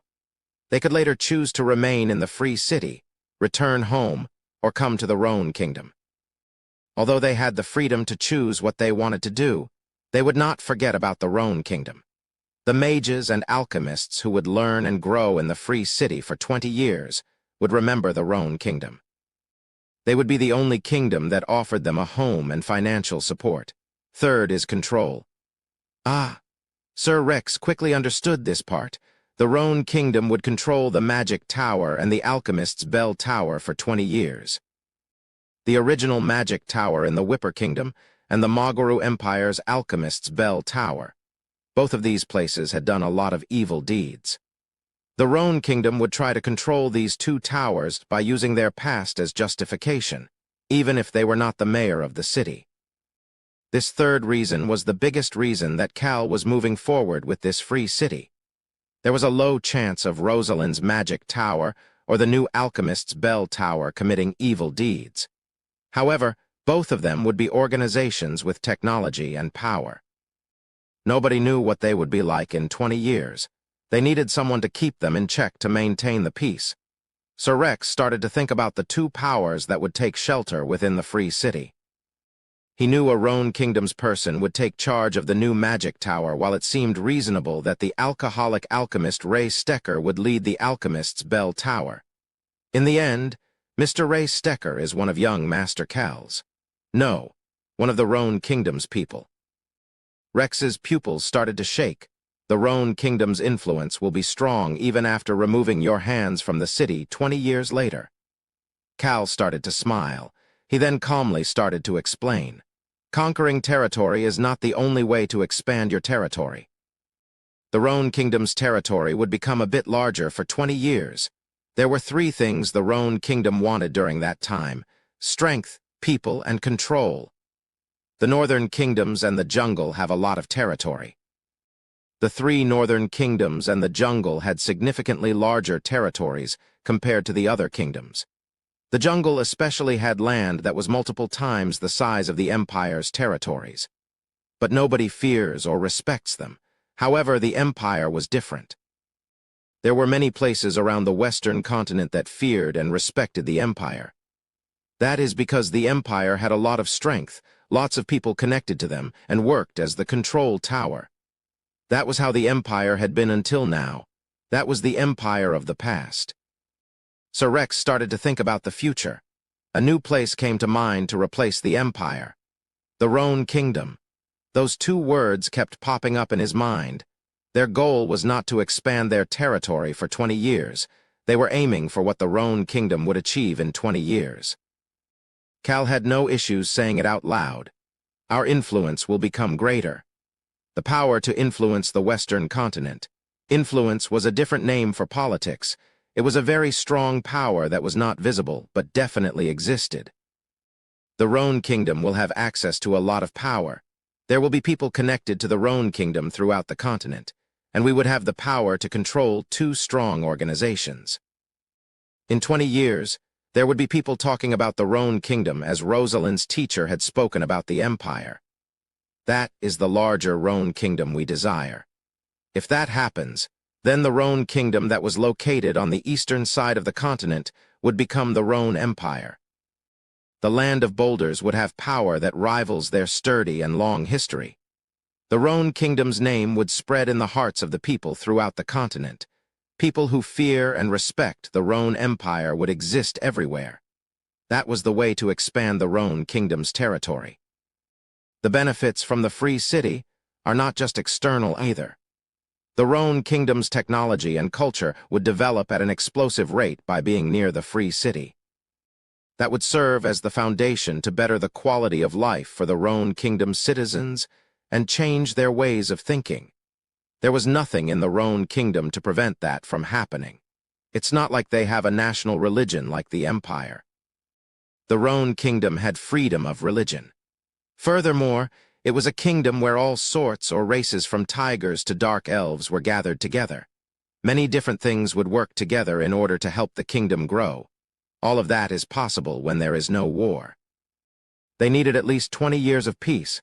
Cal could see Sir Rex slowly opening his mouth to speak. The Cat Knight slowly started to speak after seeing the look of certainty in Cal's eyes.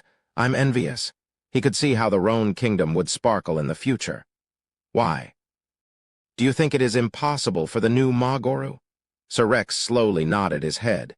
He looked down at his scarred hands and started to speak.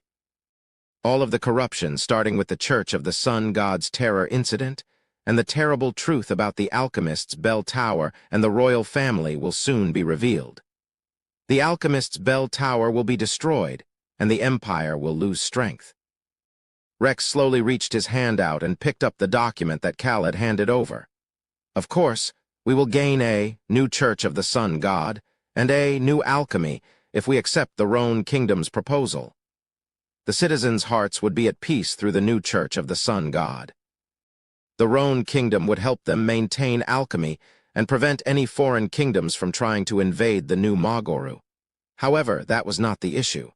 Rex started to frown as he asked, do you think the citizens can still love their nation after the evil deeds of the alchemist's bell tower and the empire are revealed? Could they be proud of the place they call home? Would the empire remain the same in the citizens' minds once the royal family, alchemy, and their religion were gone? They'll feel like their home has disappeared.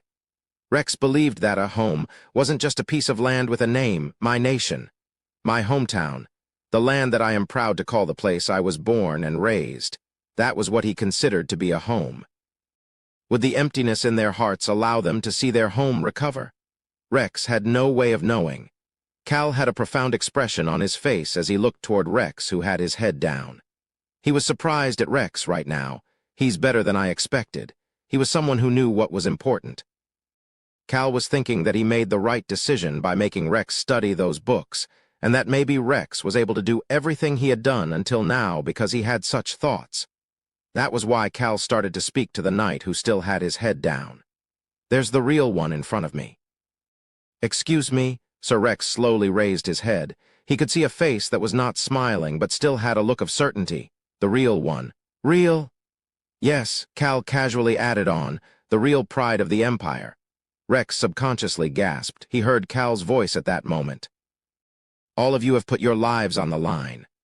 While revenge was partially responsible for their gathering, they had started everything in order to fix the things that were wrong. They were trying to let people know about the truth. Isn't that the true Magoru? Rex felt as if he could not breathe. Cal started to smile while looking at Rex's reaction. He had dragged Sir Rex into this operation so that he could let the citizens of the Empire know about what was going on. Screech, Cal stood up from the chair that he was sitting on. Sir Rex looked toward him with a complicated expression as Cal pointed to the document in Rex's hand. You can reject the offer. It is an offer because that is possible. Bang, bang, bang.